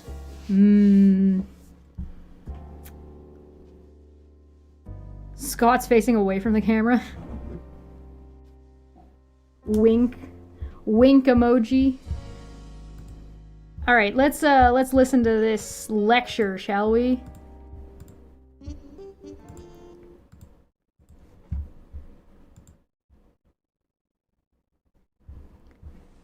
Let's turn to Martin Luther King Jr.'s address, which he gave at the Lincoln Memorial. As you pull that out, I just make a couple quick remarks about his background as a speaker. He had church upbringing, and already when he was just about 9 or 10 years old, he would astonish members of his family and friends with his ability to speak. He had it. Don't forget, when he gives this address, he is a young man. I think he's in his middle 30s. He's something like 34 when he gives this address. Is 34 considered a young man? Okay, somebody needs to get this scale for me, and please elaborate and explain what counts as a young man. I'm fucking 35. Am I a young man? Is that how that works? I figured like by 30 you're a man now. Like, right? Am I crazy? I feel like that's like a little bit absurd. Young in terms of political men? Yeah, I guess. Yeah, maybe. Don't you have to be 35 to be president? Or 36? Isn't that what it is? Is it 35? Feline, me and Feline are on the same page here. Like, how old? So he's like 1 year out from being allowed to be president. Most politicians are old. Yeah, that's fair.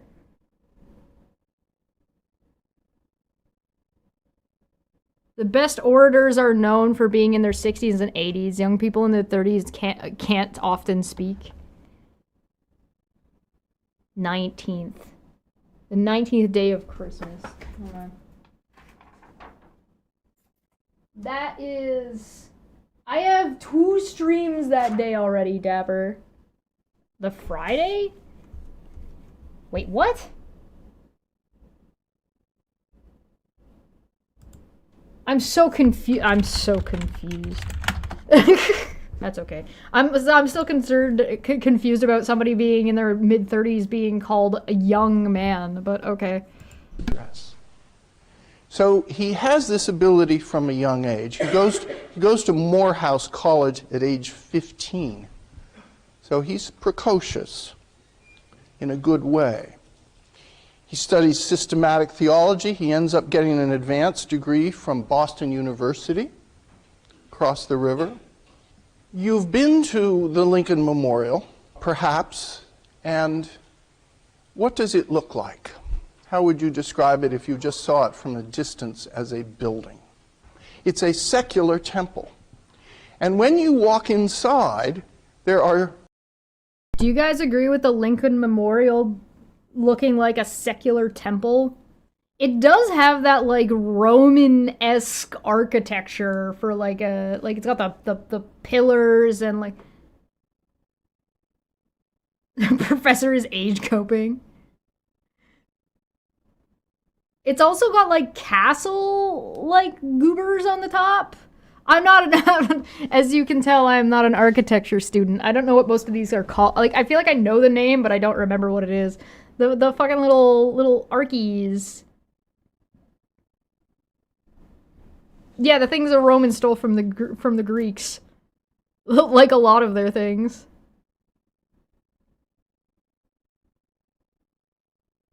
The Temple of Zeus.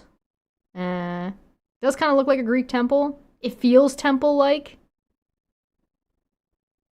More pantheon-like. Yeah, I mean, like, I guess there's different kinds of temples, but, like, Greek was very, very polytheistic, so...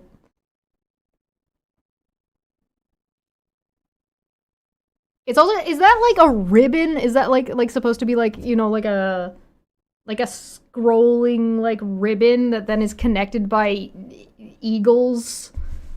Is this building not a little bit ridiculous? It's got underlighting.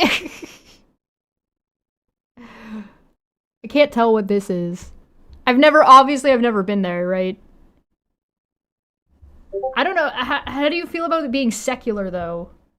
I mean, I guess it's not, like, to Jesus, and, like, Lincoln isn't a religious... Is Lincoln considered a religious figure in the United States? Elements of Egypt? Yeah, it's got, like, the stairs are kind of Egypt-y.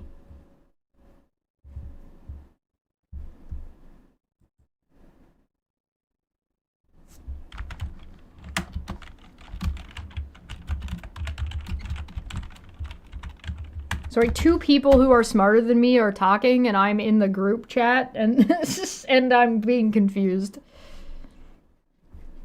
Not to you. Yeah, I check Discord. Where?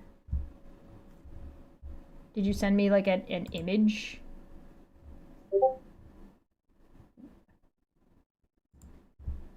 Oh, yeah. That's very Egypt-y.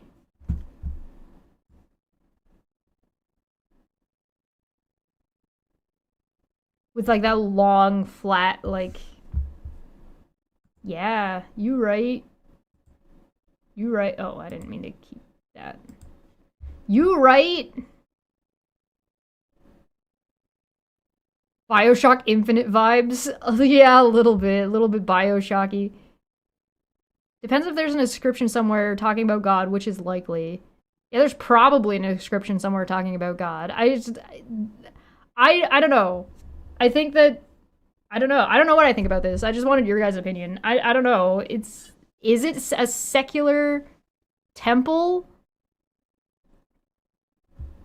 American politicians can't help themselves about enshrining religion into our institutions. I appreciate the Egyptian dedication to wheelchair access. The ramps. Yeah. How old is the wheelchair? Hold on. The first wheelchair. Like, it's gotta be really old, right? Like, it's gotta be really old. Yeah, I know what a wheelchair is, thanks. History. 5th century, circa 5th century BCE in India. Oh, man. Yeah, I knew it was gonna be really old. I knew the wheelchair was gonna be really fucking old. Check this out. Earliest records of wheeled furniture are in an inscription found in a stone slate in China, and a child's bed depicted in a something on a Greek vase, both dating between 6th and 5th century BC. The first records of wheeled seats being used for transporting disabled people date to 3 centuries later in China. The Chinese used early wheelbarrows to move people as well as heavy objects. The distinction between the two functions was not made for another several hundred years until around AD 525, where images of wheeled chairs made specifically to carry people began to occur in Chinese art. Although Europeans eventually developed a similar design, the method transportation did not exist until 1595. Oh my god.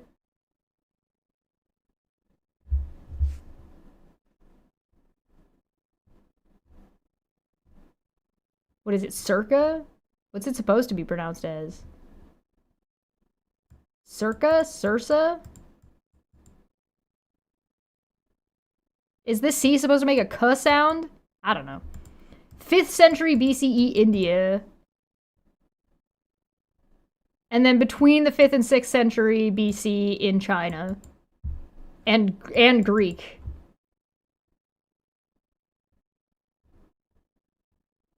Man. Anyway. Sorry. A couple of texts in it. Does anyone remember what those texts are or might be? One of them is the Gettysburg Address. All right, does the Gettysburg Address mention God, out of curiosity? The Washington Monument is opposite of the Lincoln Memorial and is modeled after the Egyptian obelisk. Yeah, that is definitely an obelisk. Any guess what the second one is? Second inaugural? Yes, the second inaugural.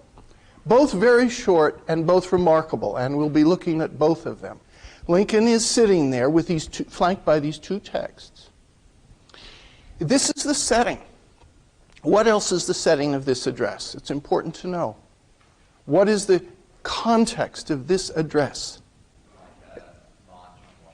Yes, it's a huge march on Washington. There are hundreds of thousands of people there. Many of them have come from the south. Some of them have come from the north by the busload. Hundreds of thousands of people. The first mass public march of dissent, and one could say to some degree, although there had been previous marches, certainly in the United States, of protest, but to some degree, sort of the godparent of all the subsequent various kinds of marches that have occurred in the United States as matters of political or dissenting statement. So this is quite remarkable. He mentions the Emancipation Proclamation right at the beginning of the speech. Let's look at the address. I am happy to join with you today in what will go down in history as the greatest demonstration for freedom in the history of our nation. I would suggest that's the introduction. That's it. Period. Right there. How many sentences is it? It's a single sentence.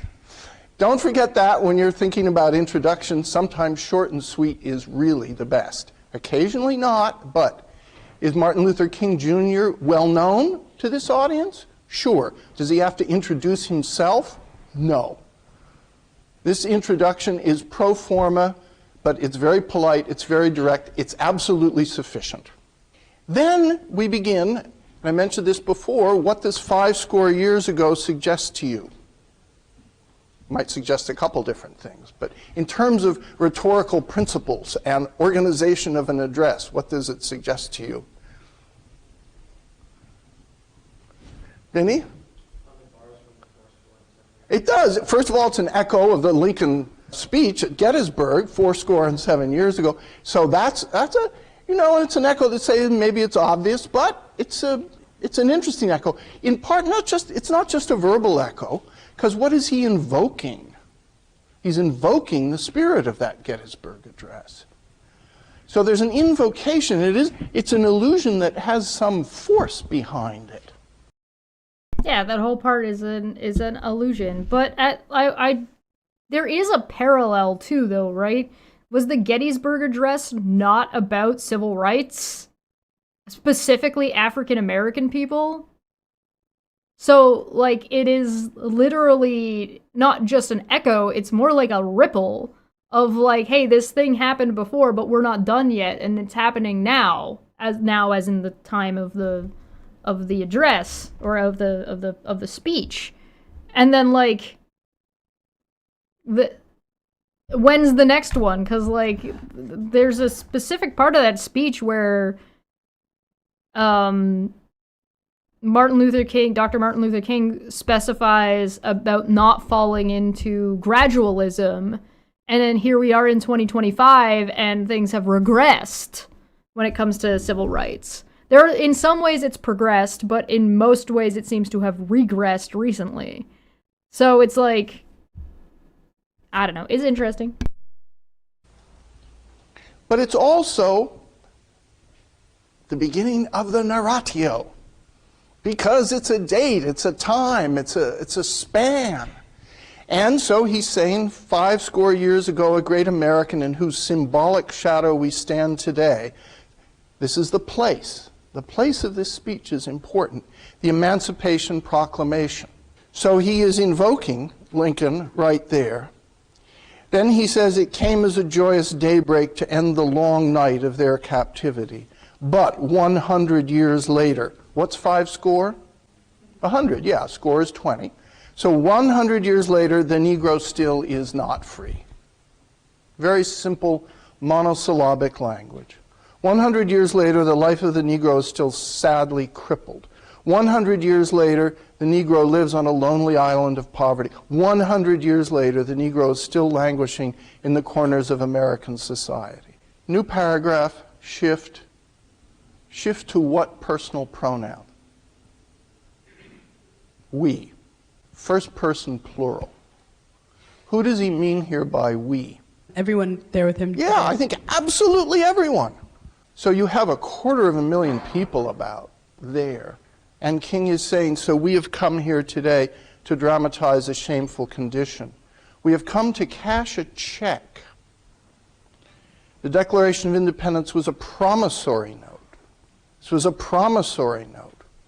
But America has given the Negro people a bad check marked insufficient funds. Now, do you remember this theme in Douglas? The economic theme? How did Douglas talk about that? He made a specific reference to it. Was it the silver, gold, and yeah, bronze change? And like yeah, certain people like money? only certain kind of change, gold, silver, copper. This theme, and how did Du Reconstruction, yeah. Bois begin his address? What did he say had happened? What was the verb he used? Steal, yeah, stolen, steal. How do you get across to people that they should have something that they don't have because other people won't let them have it? Well, it's a form of theft. But rather than say theft, he calls it a bad check, marked insufficient funds. Now, this part of the address is often not regarded or played or clipped or anything. But King is keeping in the tradition, and it is a tradition, that Douglas and others began. So he says it's obvious. I mean, I like that bit. I don't know if I don't know how I think it's interesting. I guess. Say that America has defaulted on this promissory note. Does he need to present evidence of this?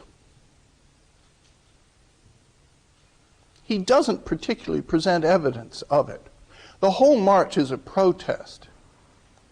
What had been occurring in the South? There are many things that had been occurring. What are some of them?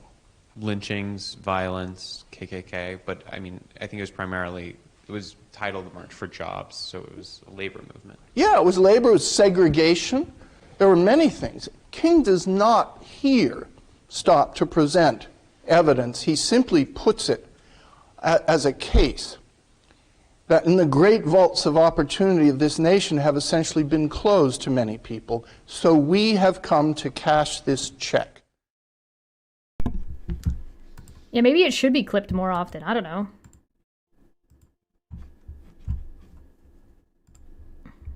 Next part of King's speech emphasizes the urgency of the message and contains an entreaty to his listeners to continue the practice of nonviolent direct action until their goals are met. Here, King also uses shared references to appeal to the feelings, pathos of his audience. Finally, he uses word choice and repetition anaphora to convey a hopeful, inspirational tone in his address.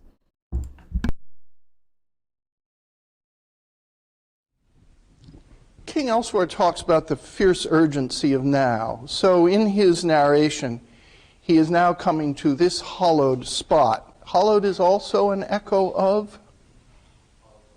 Yes, hollowed ground, which is Gettysburg Address, yes. What is hollowed ground? What is a hollowed spot? Yes, made sacred, made holy in some way. And this is not a call to a particular religious faith. This is a call to a secular sense of faith in what the country stands for, to remind America of the fierce urgency of now. Now is the time to make real. Now is the time. Now is the time. Now is the time our nation should come from the quicksands of racial injustice to the solid rock of brotherhood. This sweltering summer of the Negro's legitimate discontent will not pass until there is invigorating autumn of freedom and equality. Does anyone recognize an echo in sweltering summer of the Negro's legitimate discontent? This is a Jeopardy question, a daily double Jeopardy question. Lots of points. Anna? Richard III. Now is the summer, now is the winter of our discontent made glorious summer by this son of York. This is an allusion to Shakespeare that... Oh, okay. How the hell are you... Maybe okay, alright. Maybe I'm crazy, but does the author of the speech really expect the average person to recognize these connections? Like, does Dr. Martin Luther King actually expect, out of the 500 some odd thousand, whatever number of people there, we're actually going to, like, pick up on that reference? Because, like, I'm not convinced. And I don't mean to say that, like, to dunk on, like, Americans. That's, like, I wouldn't expect most people, on average, to get that connection. So is that connection there because he thinks it will, like, tweak in the back of their mind? Or is it there because he wants other people to think about it? Like, he knows that there are going to be, like, people who are watching this, who are in universities, that will recognize it, and it's for them? Like, who is this part of the speech for that reference?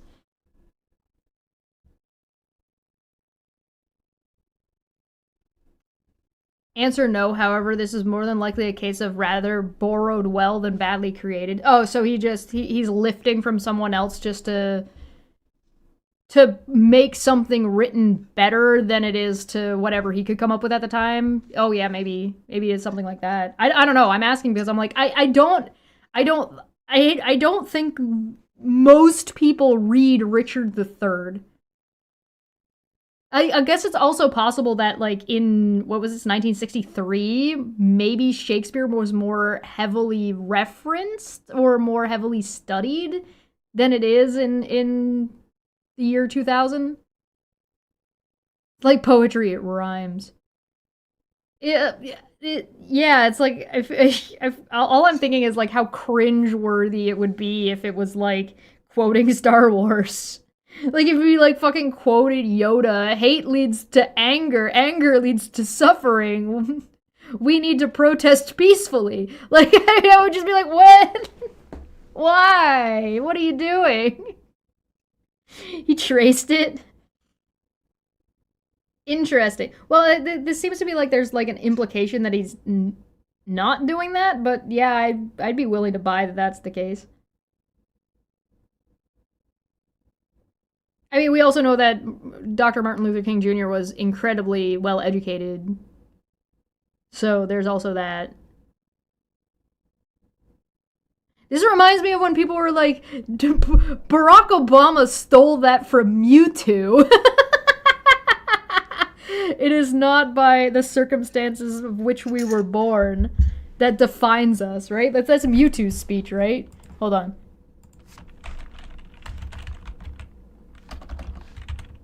Oh god.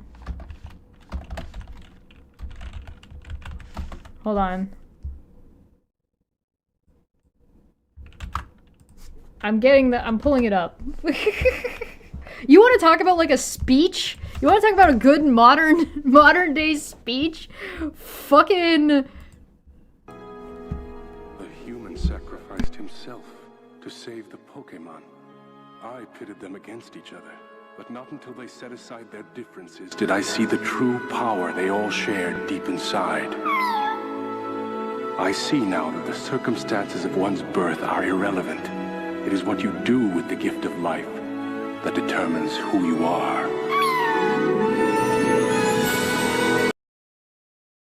The little... Getting added in kills me. It's so good. That's a quote! And now I'm thinking of Tropic Thunder. That's the theme song from the Jeffersons. Oh, man.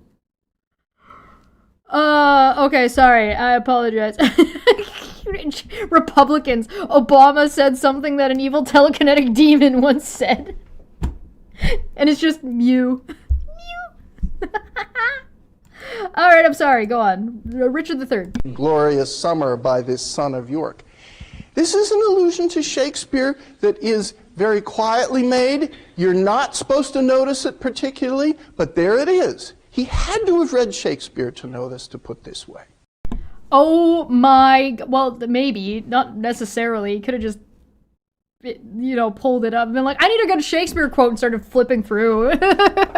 Or somebody else could have done it, but yeah, I get it. He's well learned, and he's demonstrating that he's well learned. That's fine. Pokemon Go to the Polls. Pokemon Go to the Polls was so bad. Not the cringiest thing I have ever seen. There's one thing I have done cringy shit. I have watched cringy shit. There are times where something's happening in a movie and I'm like, this is too cringy. I'm not watching this. I will, on Monday, remind me, and I will show you the cringiest thing I have ever seen that actually makes me, like, while I'm listening to it. Oh my god. Yeah, there's some good quotes in Digimon, too. Digimon's got some good ones. So, 1963 is not an end, but a beginning. Here we are back in the narration. There is one thing that I must say to my people. Now the address shifts. It's not we anymore. Who is my people?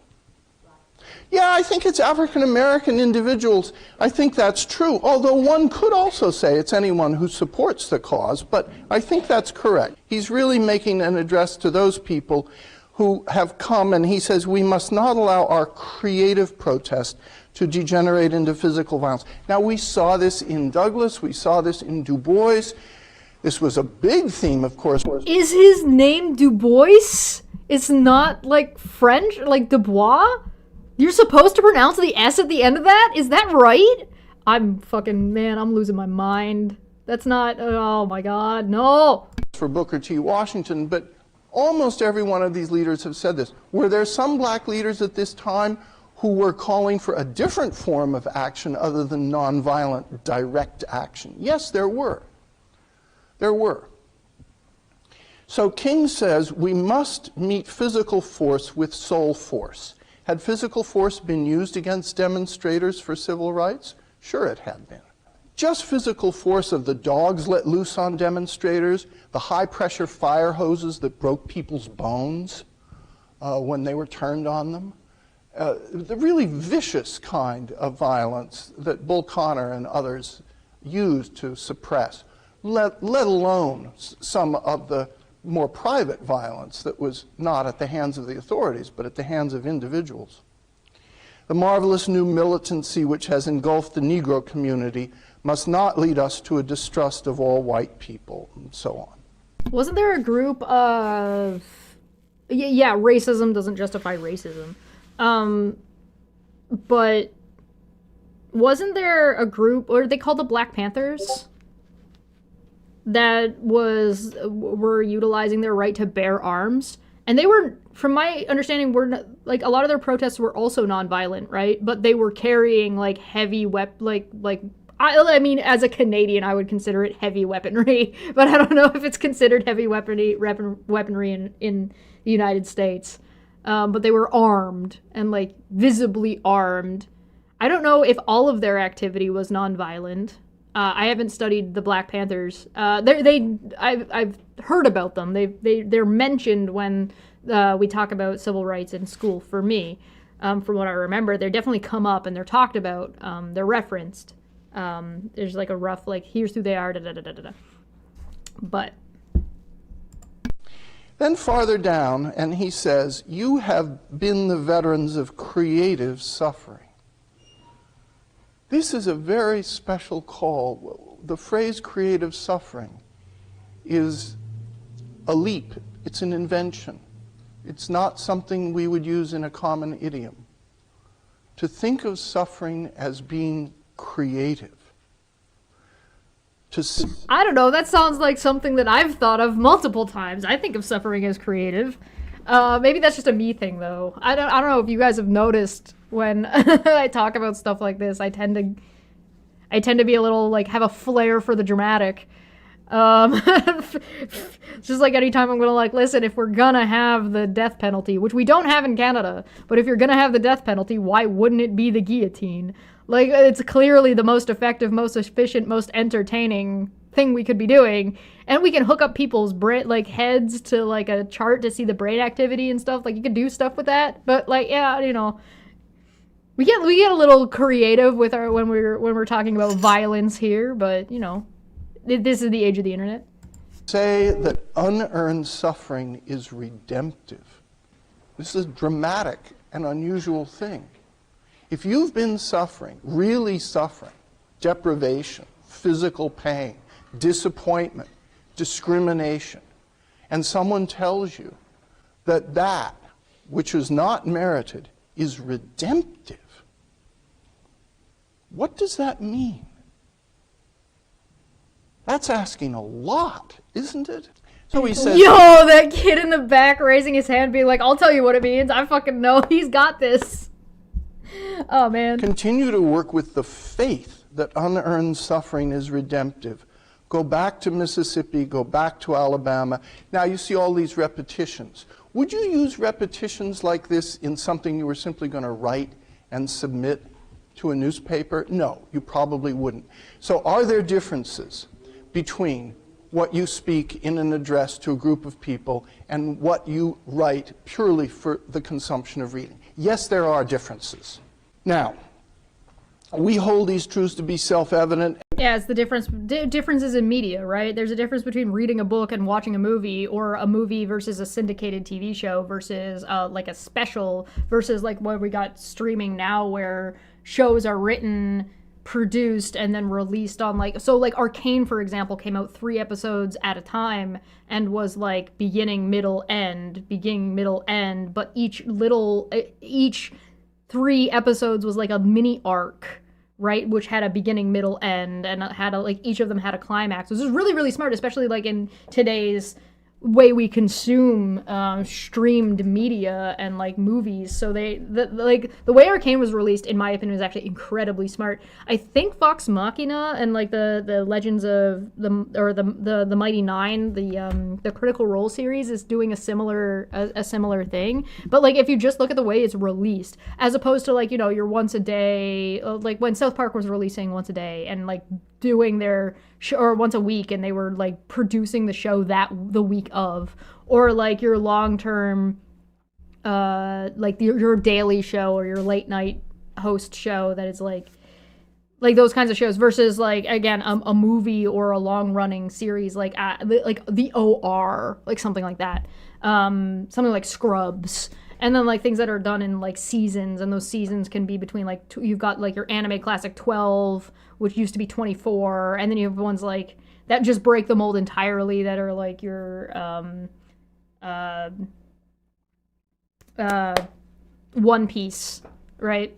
Stuff like that. It's interesting, and again, you get different kinds of movies. Like the way the pacing of a movie is different, and then you have like the difference between like a novel versus a newspaper writing versus a short story versus a novella versus something that's like in audiobook form, and then you've got like stuff like what am I thinking of? Twitter even. Right, or Reddit, or like the difference between blogging and doing like a video blogging versus authorship, right? These are all very, very different mediums, and like transitioning from one thing to another. So the way I do my live streams, you should be able to listen to them without looking at the screen. So I try to provide context of everything that's on screen, and anything that is on screen that is not audible becomes audible. Like I'll read it out, or I'll say like, this person from the comments said blah, right? So I do try to make sure that anything is audible, regardless of whether you can see what is actually happening on screen, right? So that's like a whole other fucking shift, right? TV shows, movies have been shifted by streaming services, or shitified by streaming services. Some of them, I think a lot of them have. I think like Disney made a mistake making its own streaming service. I think Paramount making its own streaming service is a mistake. But I do think that like Arcane coming out the way it did on Netflix is actually really, really smart, and made it better, because like the way it was produced lended to the way it was being released. But at the same time, there's a big difference between watching a movie at home versus watching a movie in a theater versus watching a movie, something that's like intended for IMAX. Right? Like, so a good example of that is like Avatar, Blue Smurf, James Cameron Avatar. Like, that movie is not really meant to be watched on a small TV at home. And you're not supposed to watch it like that. And even in the theater, it's like, that's supposed to be viewed in like a like big, wide IMAX kind of fucking styled shit, right? So there's like things that are like that, right? And then you have ones that are meant to be sat down and binge watched versus things that are only supposed to be like, sit down, watch this for a couple of minutes and then go away, right? And then into the very famous part of the speech, which is wonderful. It's very inspirational, and its repetition is in part because of its hopefulness. A lot of the speech is focused on certain elements of repetition that we've seen, and I have a dream one day today, I have a dream today, is one of those elements. This is our hope, and with this faith. So these words echo all throughout the address. Word faith, word hope, the word dream. So let freedom ring from the prodigious hilltops of New Hampshire. Now, if you watch this on film, you'll see that by this time, King has sort of departed from the written text. And he is speaking in a more extemporaneous manner. This is an appeal which he ends with a wonderful kind of peroration which calls upon music, just as Douglas called upon music and poetry at the end of his address. What is the point of invoking poetry or song here in a peroration? Why would you do that? It's memorable, yes, it sticks in your mind more. And Lucy? It's the reason why we teach the ABCs in song form and why we teach things in lyrical format, because it's a pattern, right? It also just creates like a feeling of unity among Yes, the crowd. it's a feeling of unity, and it's feeling. It's both. Music has an emotive power to it. I mean, any decent music does have an emotive power to it. So it gives you feeling, and it gives you solidarity. It gives you unity, particularly if everyone knows the music, if everyone knows the words. So I just wanted to say one other thing about King before we turn to LBJ's speech. Like many wonderful leaders, there is in King a prophetic streak. And he is very well aware of this, very conscious. Prophetic. Prophetic. Interesting. Okay. Of it. At Memphis, during the sanitation workers' strike in 1968, one of the last things that King says are, "I've been to the mountaintop." I, meaning himself. There's no we here. He's allowed me to go to the mountaintop, and I've looked over and seen the promised land. I may not get there, but we as a people will get to the promised land. And then, "I'm not worried." A remarkable sentence. "I'm not fearing any man." He's shot very shortly after this. I mean, that's kind of a little bit. I'm not afraid of anybody. Bang! Cool. Well, maybe. I mean, I get the point. Like, it's not what I would call a Charlie Kirk moment. Damn. Assassinated very shortly after this. "Mine eyes have seen the glory of the coming of the Lord. He hath trampled out the vintage where the grapes of wrath are stored." All know that as a line from Battle Hymn of the Republic. Yes, Battle Hymn of the Republic. Well, what is this image of? What figure is he acting as a memory or echo of? Moses. Yes, it's the figure of Moses. It's the figure of Moses who did not get to the promised land. Well, there's a kind of prophetic figure to that. There is going to be someone who gets you there, but who doesn't him or herself get there, which indicates the temporal aspect of this struggle. It's not over, and King knows it's not over. Yeah. Yeah, it's definitely a reference to Moses. Moses also did not make it to the Promised Land, if I remember correctly. It was Joshua that ended up getting everybody to the Promised Land. I don't know. Go ask Dr. Kip. I'm sure he's live, and mess with him. It'll be very funny, I promise. I'm going to send Feline to my next family event and see if my family can tell the difference. Since we're both saying the same shit all the time. you can go for me. They'll never know. They'll swap. They'll never be able to figure it out. Thank you so much for joining me today. Next up is instructor analysis, where we have to do more annotations to review the instructors, so that'll be fun. So make sure you remember what this guy said today, because that's what we're going to be doing tomorrow. So join us tomorrow. And yeah, if you are interested in doing a language one where you try to study and learn a language and learn how to speak a language, let me know. Talk about it in the Discord, talk about it in the comment section, talk about it wherever you want, where I'm around.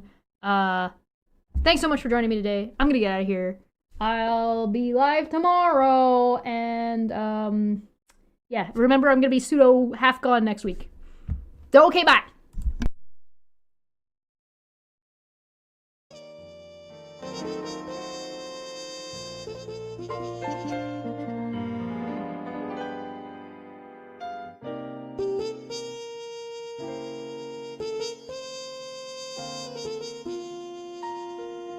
Thank you.